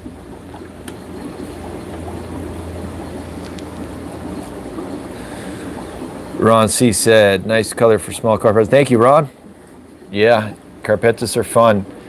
And something also to keep in mind, because I know I'm definitely going to get questions since I showed these guys, people wanting to get these ones. These are not available. Some of them might be available down the line, but whenever I do grow outs, guys, I'm growing them out, and they're going to grow really fast once I get them in their own tank like this. I think there's 13 of them. I pulled them out of the batch of 150, 200 right below this tank, and immediately they're able to eat a lot more, you know, they're, you know, grow a lot faster and color up. That happened really fast, month or so, month and a half. And so, yeah, it's not that hard on this species to get what you want and achieve this. It didn't take me very long, you know, and if I could do it, anybody can do it. So if you're thinking about that, I would highly consider the fry that are available. They're smaller, of course, but they're going to be a great option. And you can watch the grow up process of my batch here. And I'll have to do a lighted video at some point. See what happens in here. I have a little sneaky suspicion that the biggest one right there on the left might be female. I see some female coloration occasionally, and that would be funny. Hopefully a male catches up. Well, hopefully that's not the case, but we'll see.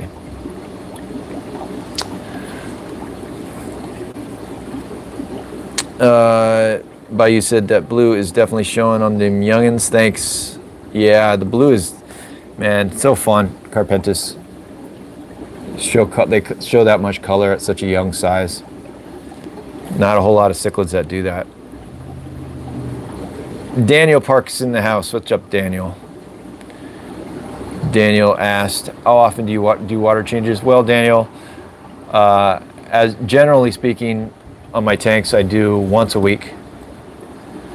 But on, I'd say, a handful of tanks, maybe 5 exactly, I'll do an extra water change a week, smaller one, which is, gravel vac, maybe a 15 gallons extra. So, it's usually stuff I have grow outs in, bigger grow outs like my Festae grow outs in that 120. It could get really crappy in there, no pun intended, really crappy easy. So I'll do 2 a week.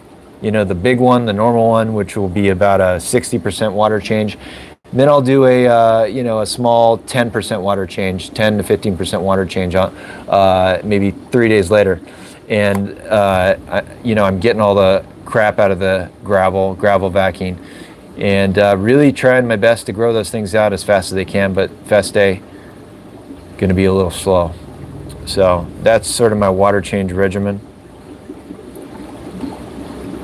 And I'm going to go over here to the right shortly just to see what we got going on. So I got my Cubans in here. I moved them into a 90 gallon. You see the male.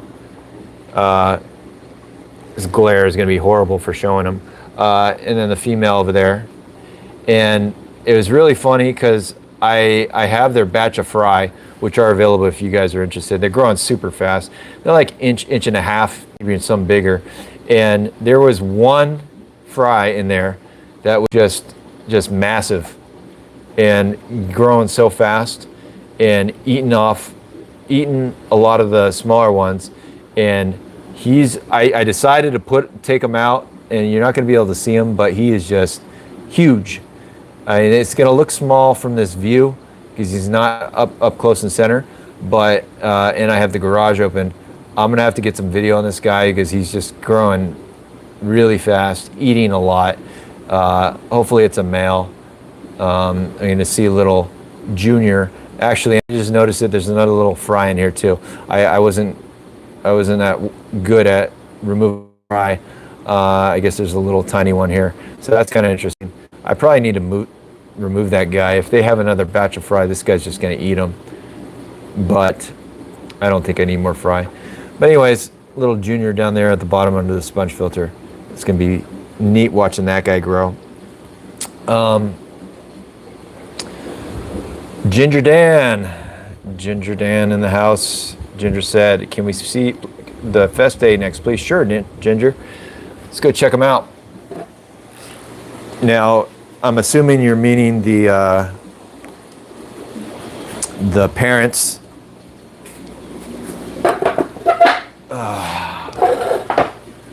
So let's check them out. They were right back. Sorry, guys. It did the reconnecting thing again. I don't know what's going on today with the connections, but anyways, there they are. Ginger Dan, male Festae, my favorite wild pair, up front and center with lots of glare. Not the best situation.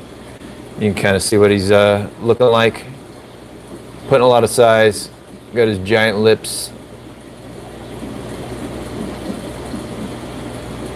The body looks all elongated because of the angle, but they're doing good.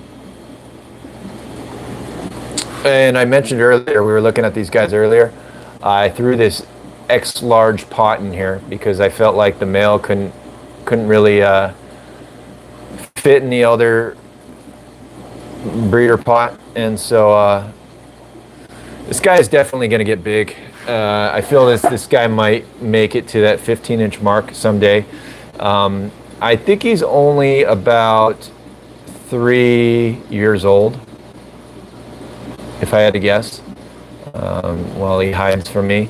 And so I think there's a good chance if I can, if everything goes well, he might get to that 15-inch range at some point. And yeah, the thought has definitely crossed my mind. with how much I love them. And I don't think it's necessary yet, but I might need to inch that divider over more, and as this guy gets bigger and bigger. But as of right now, they're doing great. You only see aggression a little bit after I pull fry from them, and he's at the point where he's too big to fit in this cylinder, and she can fit in there, so that little trick works perfectly. I think he wants to breed again. I think he wants to spawn, and hopefully she'll be ready soon. But favorite species.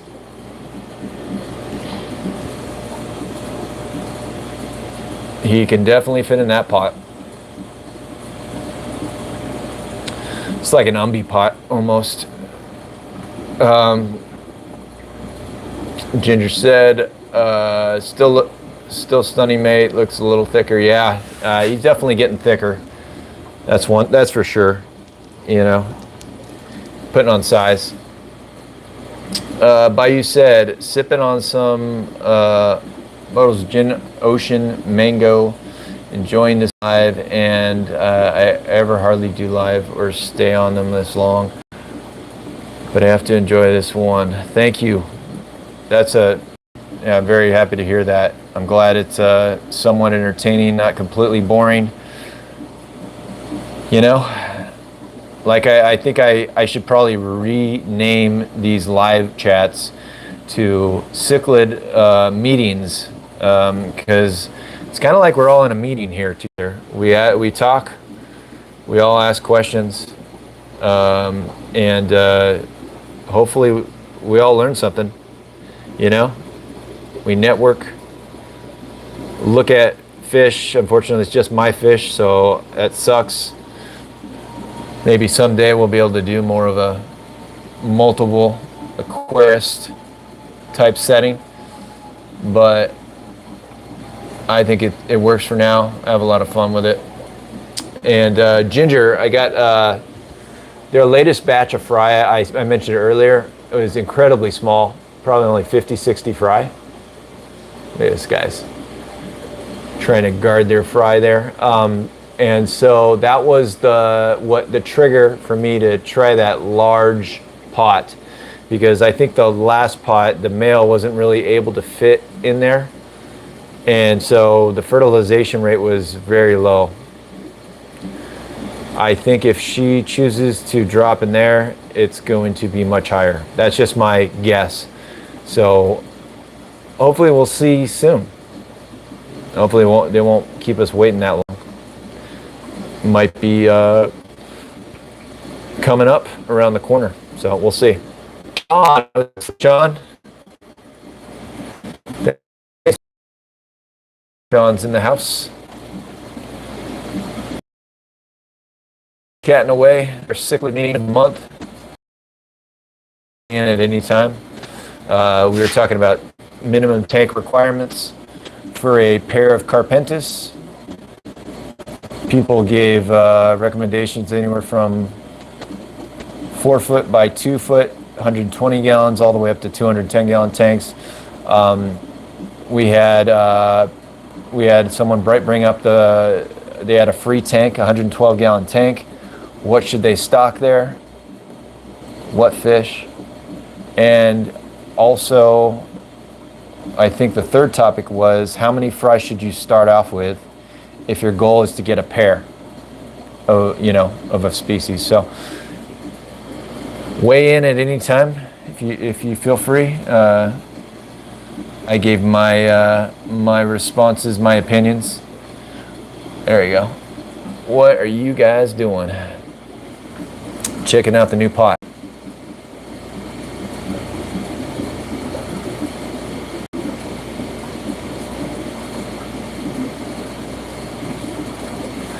Might happen sooner than later. We'll see.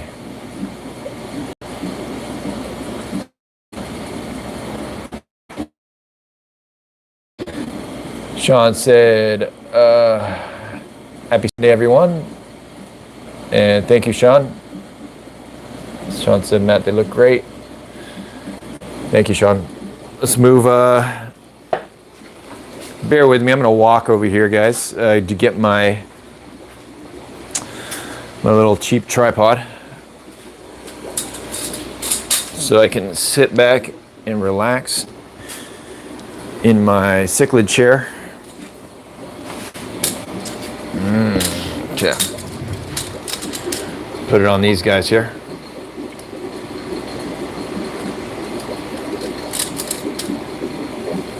All right. Give me a second.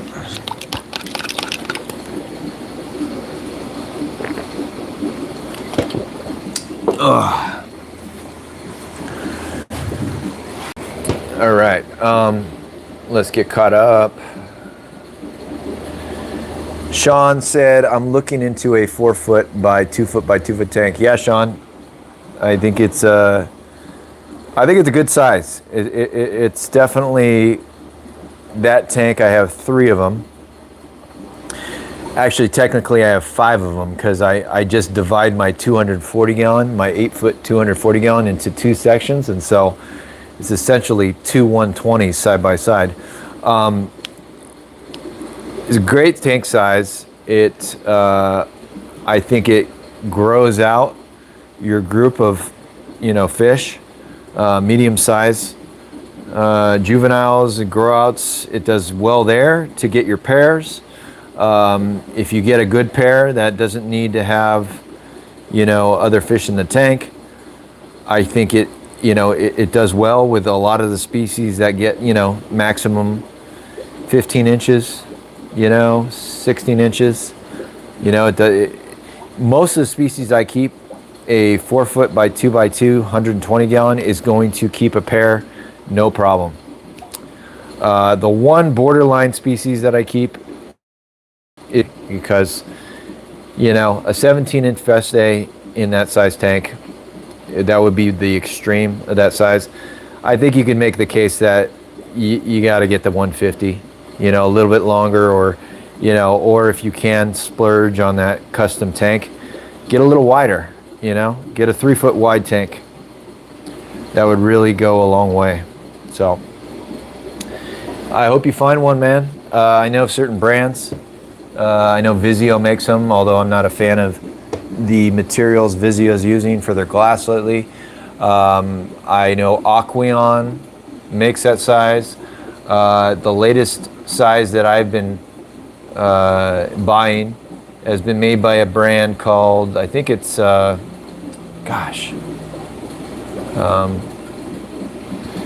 I can't even remember, and they don't etch their logo on their tanks, so I think it's called Aquarium Masters, actually, now that I'm thinking about it. And it's a local builder here that my fish shop gets, and so I've been buying those ones, and they seem pretty good quality for what you pay. So good luck. I hope you find one.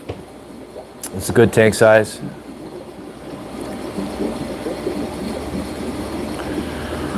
Bayou said, where did you purchase those pots from, especially the one in the red tears are in? Bayou, if you're referring to the that kind of clay tube, I got that from it was a plumbing supply house, plumbing warehouse for plumbing stuff, and that was the only place I could find them. And unfortunately, it came in like a 5 or 6 foot long tube, and I had to get it cut. My contractor cut it for me into like 5 segments. So it was really cheap though, which was great, because I think it was $30 for the whole 5 foot tube. So you get obviously less than $10 a segment. The pots, the normal pots like this one, which I had in the Festae, they're called the Fallen terracotta pots. I've purchased them on Amazon before. I know they have multiple different ones, although they might be out of stock.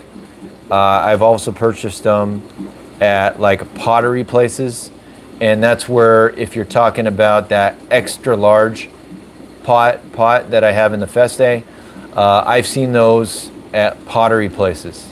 So possibly even like nurseries where they, have all kinds of plants and stuff. I've seen a lot of pottery there. But, I try to find the clay, material. And personally, I try to find ones that are not, they can glass them over to make them look glossy and nice. I'd rather not have that. I don't know if it affects them. I think they like the feel of the actual pot material, the terracotta pot. So that would be my preference. But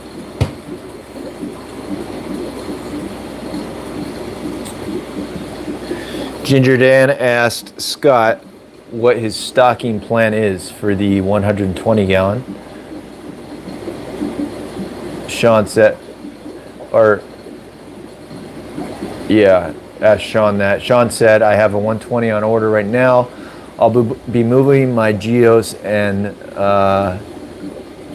Svenai, I think, into it, plus a school of albino heckelai. Wow, that's going to be a beautiful tank to watch. Those Geos and heckelai, for that matter, all stuff I would love to keep someday. My buddy Mike actually keeps the Svenai, and I love going over and checking them out. Beautiful fish. He's been waiting a while to try to get a spawn though, so I don't know if they just take a while to get to that stage.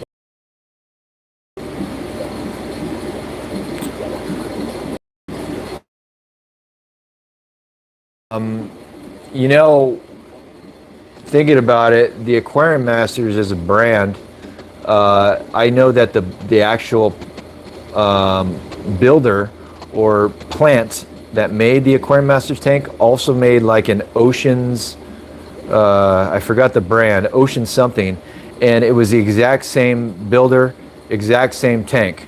It just had a different brand box to it.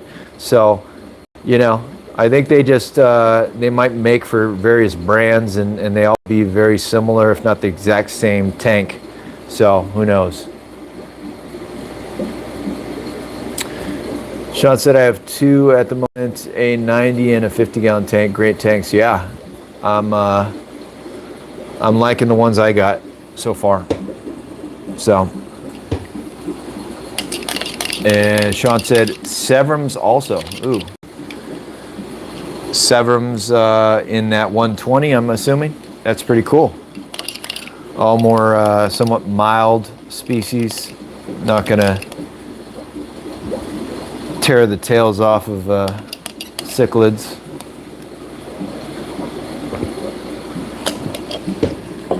And I wonder, Sean, if you can get a spawn from those heckelai, that would be a pretty big accomplishment. I don't know that I've seen many people ever breed heckelai in captivity. At least, people in the forums and whatnot. So that would be pretty cool. Sean said the 90 will house my crew of Uara pandas, 5 of them, and another 4 heckelai. Cool. Man, Uraru, I posted a video yesterday, or actually Friday, or maybe yesterday, of Tong's Tropical Fish Shop, which is a local shop near me. I go to quite often, try to support their business, and I just make those local fish shop visit videos, and because there's people in my area, and maybe you couldn't get around to going into the shop, and maybe you see something that you've been waiting for, and I think those Uraru were on there. Oh, actually, no, were they Uraru? I think they might have been in there. So it's a cool species, something that I think I need to have different water parameters in order to keep them healthy. But it's definitely cool that you're able to. So Sean said, I'm trying. I'm guessing the heckelai spawning, breeding. I hope you can do it. Sean, we're all counting on you. Yeah, Sean said I saw him. Tongs has nice fish. Those wee pandas. Yeah, low pH, Sean, I think is what people have mentioned to me. Otherwise, they get hole in the head, maybe even other issues. And that is something I definitely don't have here. I have high pH. I think it's 8.2 pH out of tap. So I don't think the pandas would do well here or even survive in my water.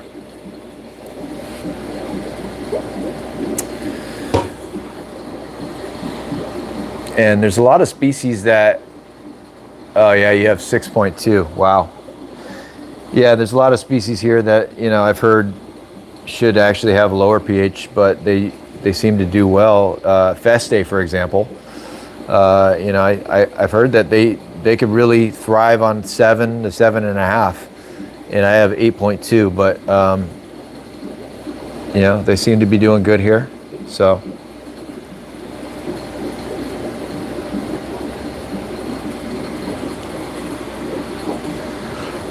Ron asks an interesting question. Ron says, what's your opinion on acrylic tanks like Guapote Mel has versus glass? Well, Ron, the tank sizes that Guapote Mel has, I don't think, you know, I don't know that it's possible to have glass tanks in that size. And if you do, man, I can't imagine how heavy those tanks would be. You know, I think he's got, what does he have? Multiple 1,000-gallon tanks. He's got multiple 600-gallon tanks and others. I think when you get in that size, I think you're kind of, you know, you kind of have to go with acrylic at that point. Now, you know, the size tanks that I have, which are obviously, let's say the very small ones, the 10 gallons all the way up to 240 gallons, you know, they're all standard sizes. I don't have custom sizes, you know, and you really get into the custom size when you go above 240, and you go with a wider tank beyond 2 foot. And then once you get into those custom sizes, it's incredibly expensive, and you have to go acrylic, which is more expensive. So you know, it's something that I am not doing what Guapote Mel is doing. It's amazing the stuff he does. I wish I could do some of those things and keep those large colonies of like he does.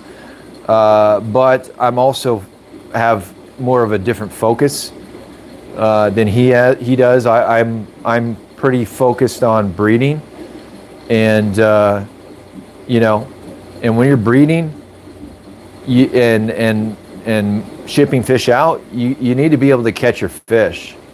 I think I saw him talk about in his 600-gallon Stalsbergy tank, it takes them all day to catch some of the fish in there. All day, and they have to drain the tank water really low. You know, I just can't do that. You know, I need to be able to, if I have a group of Festae, I need to be able to remove a problem fish if, you know, if something's happening, he's destroying another fish, or a fish is getting destroyed and I need to save him, or, you know, there's something going on. I cannot just, you know, sit there and, you know, let whatever happens happen. You know, I get rid of fish, I move them, and the extra large tanks make that a bigger issue. You know, having to drain a tank to 6 inches of water just so you can catch fish. I'm not. It's incredibly inconveniencing. You know, I'm breeding, and so what do I need to do? You know, size wise, you know, to be a successful breeder, and I think I have the tanks that I need, with the fish that I keep. So if you're asking, Ron, the tanks that I have, wouldn't it be better to go to acrylic? I think there's positives and negatives, the way I understand it. The acrylic tanks that I've kept, these sizes, I've kind of gone away from most of them, but they scratch a lot easier, I think. Now, yeah, you can take them all down and buff them out, but that's a little inconvenience. What I've kind of done is I keep buying these glass tanks, and I don't even like to reseal my glass tanks, to be honest with you. I will personally just sell the glass tank and buy a new one and not deal with the hassle, and just swap the new tank. Standard size tanks, I'll buy Aquarium Master, another 150. This 150 right here is somewhat old, and you could see the poor resealing job that I did, which I did multiple times.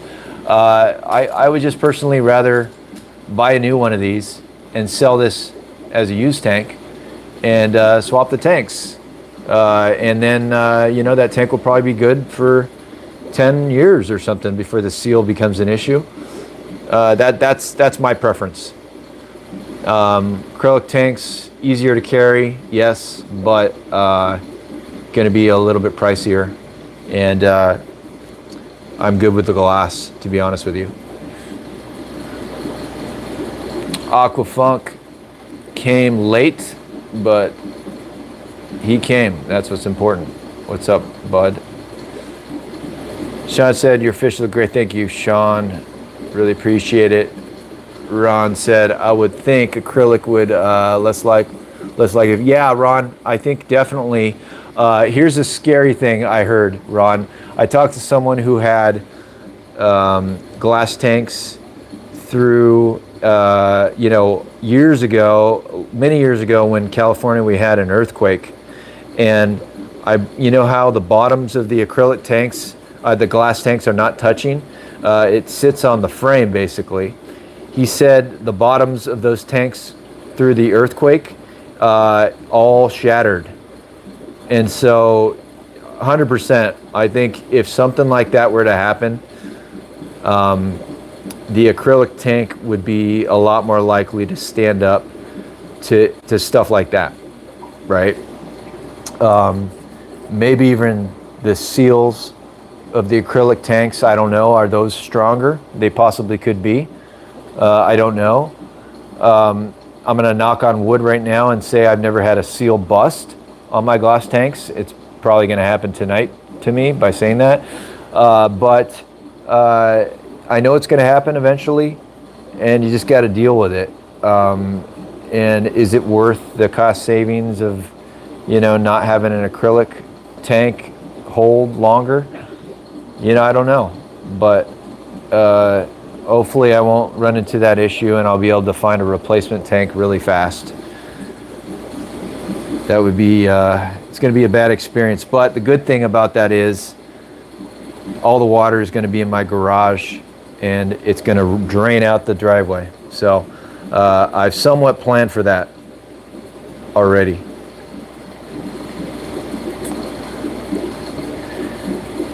Sean said Scratch City, but light and very clear. Yep. A lot more, clarity too, right, Sean? As long as the scratches aren't there, you got the scratches, then your clarity is going to suffer. But yeah, I agree with you.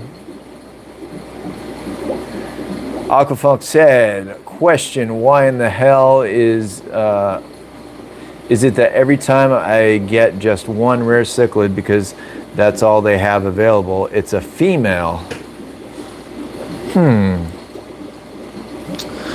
Well, Aquafunk, I would, I mean, I don't know, are you buying these smaller fry unsexable and they're just turning out to be female? Is that the issue, or is it that the you're not venting the larger fish, and then you're just ending up with the wrong sex. I don't know. Sean said Matt is moving and shaking all day. Can't have huge tanks like that to breed. Matt is moving and shaking all day.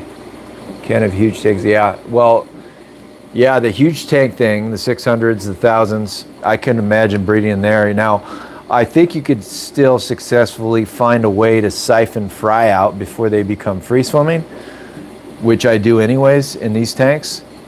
But I think the catching of the fish is going to be like the larger fish. That's going to be your biggest nightmare. Whatever goes in, it's in. Whatever happens, someday that fish might die. That's the only way you're going to scoop him out, is when he's dead on the floor or floating, right? So that to me is tough, because I'm always sitting there trying to react and adjust based on the chemistry. I'm growing out fish together, hoping for pairs. I got to move. I got to pull that pair or pull other fish that get beat up really fast. I can't just let it play out. So that's why I can't do those large tanks.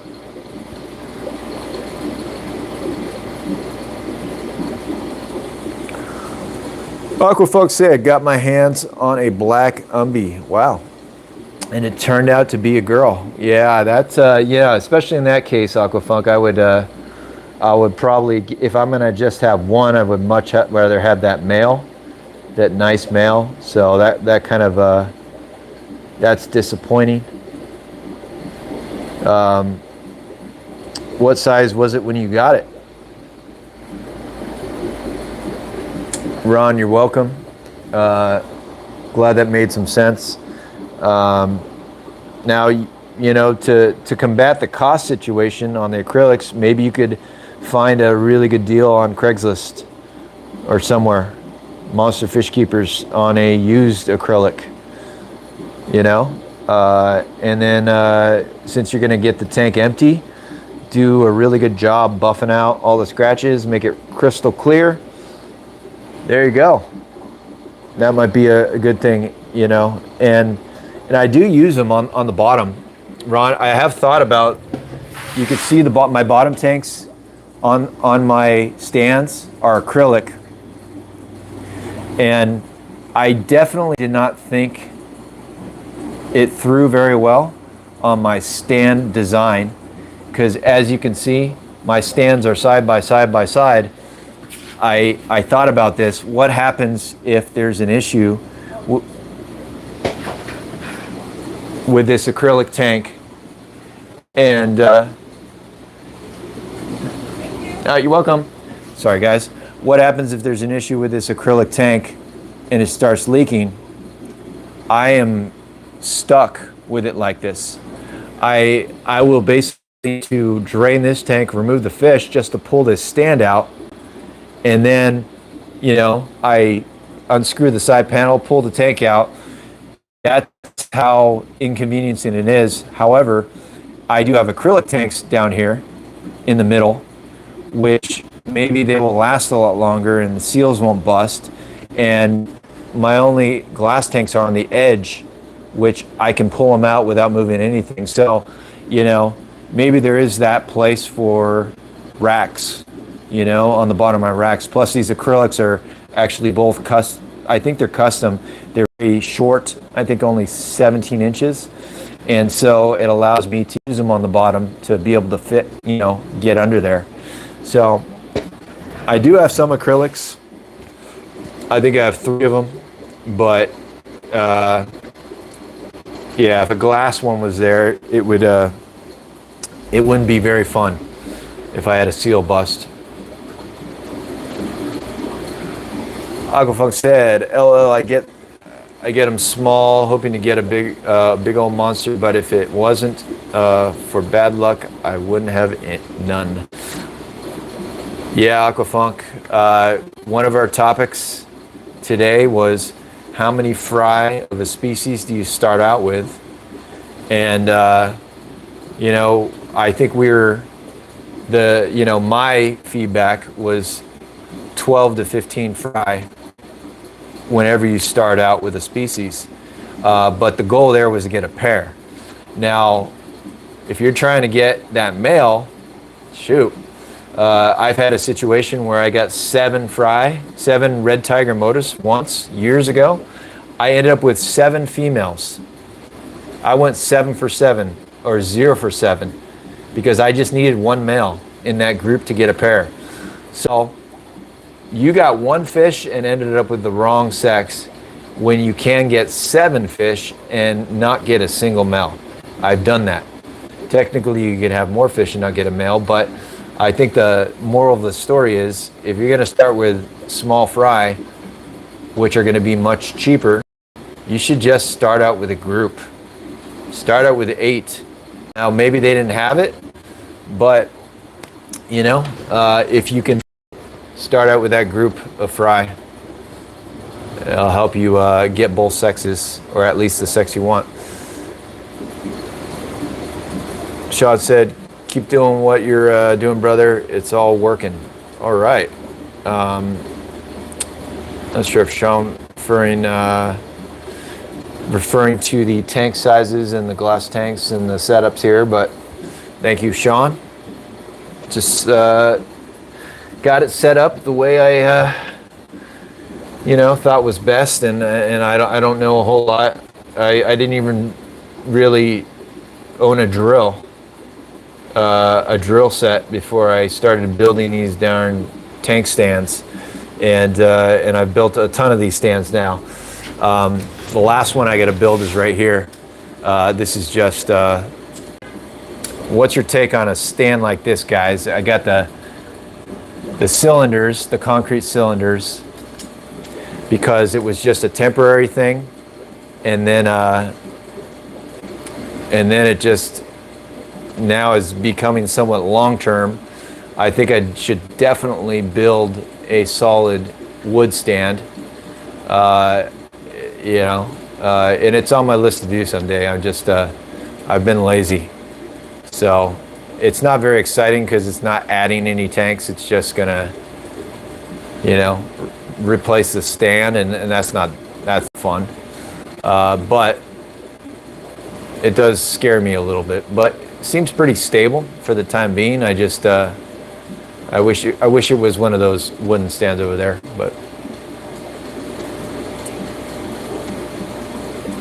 Jay said, I take the plastic frame off the bottom of glass tanks and sit the tank on styrofoam insulation, more even weight distribution. Yeah, Jay, that might be a good topic maybe for another live session, since we've already gone over 2 hours here. But I know on acrylic tanks, right? I've been taught that you want to have that little layer of foam underneath it to absorb abnormalities, and level it. I don't normally do it on my glass tanks. I've never done it really. I did it on this one because this whole thing kind of bows a little bit. It's not my normal stand, and so I felt uncomfortable without it. But on a normal basis, do you guys, with a frame, with the plastic frame, would you put the foam in between the stand and the tank? I don't know. I've heard of people doing that. I've never really done it. I've never had issues with it. Leveling my tanks, I think, correctly. I'm not sure if it's necessary, but let me know what you guys think.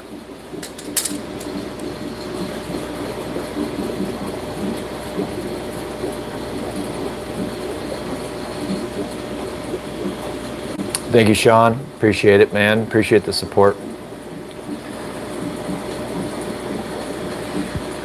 Anyways, guys, we're going to do a last call here. I got to get into the family, back into the house and do some things.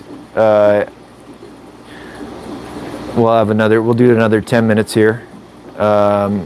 You guys have any questions or requests? Please don't be shy.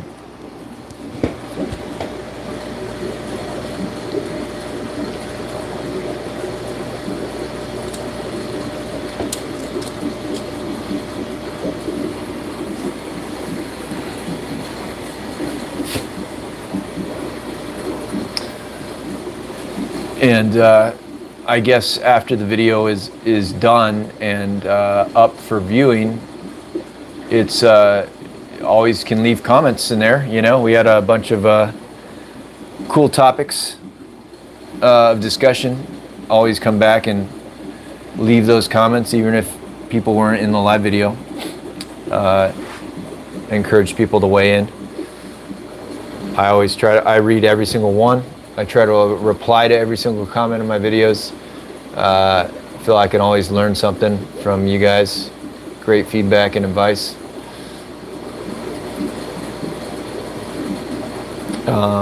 Ginger Dan said, cheers bro, been a pleasure to chill in the dojo. Ginger, it was a pleasure having you and everyone else. Always fun to have these, what I want to call it, our cichlid meetings. Fun stuff, guys. Daniel Park said, great stream. Thanks, Daniel. Really appreciate you showing up. A lot of you guys are very consistent, and it's really fun having you guys, seeing you, talk to you guys on at least a monthly basis. I really look forward to seeing you guys here and chatting with you. Ginger Dan, could we see the Stallsburger before you go? Yeah, of course. We'll try to get in here on the parents, the wild-caught breeders, without scaring them. Little photo bomb from the Silver Dollar, but there's the female breeder. Come on, turn. Trying to get a profile shot.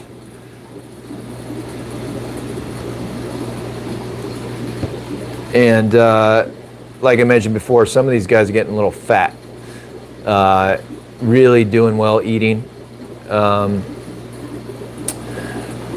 But the dominant male is the one right here who I really wish would eat more. And he's somewhat reluctant to just gorge and become a beast. Eats sparingly, and he prefers flake food, which makes it really difficult. I really think I'm going to eventually get an F1 in my other tank that's going to surpass this guy in size, and I don't think it will be very long.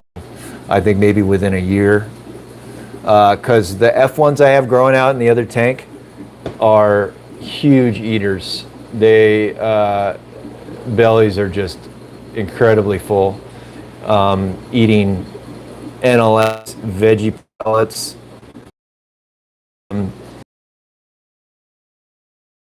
getting these guys to eat the white stringy poops and keeping them alive. You know, I think I've gotten somewhat lucky that I haven't had as many losses as I could have, but it's just a fantastic species to look at. You guys aren't seeing what I'm seeing here. Unfortunately, here's a fat one. But I love them. Fun species. I wanted them for a long, long time. Finally got some. I've had them now for over 2 years, and I've had fry available for a 1.5 year plus time frame. So I couldn't be happier with the species, and I can't wait to see how their kids turn out. I think it'll be much better than the parents. Sean said, happy Sunday all. Time for some Sunday dinner out here in New York. Sean, thank you very much, but I really appreciate you stopping by. Great conversation back and forth. Thank you, and have a good Sunday evening dinner in New York. Ginger Dad said, looks stunning, really. Envy. Oh, thank you, Ginger. Yeah, I wish they were more readily available out there in the hobby. I feel like I've somewhat done a little bit, maybe a tiny bit good. I think I've shipped out maybe around 500 fry out there in the hobby, and allowed some people to get them if they were like me. They were looking for them for many years, and hopefully made some people happy. But we'll see. I just hope they don't, die off and no one has them after 5 more years, and then you can't find them in the hobby, and that would be sad. I hope they remain around, at least available, to that degree. So, all right, guys, I really appreciate it. Again, had a lot of fun. Another great cichlid meeting video. A lot of good discussion points, and appreciate all the support. And until the next video, take care. Bye now.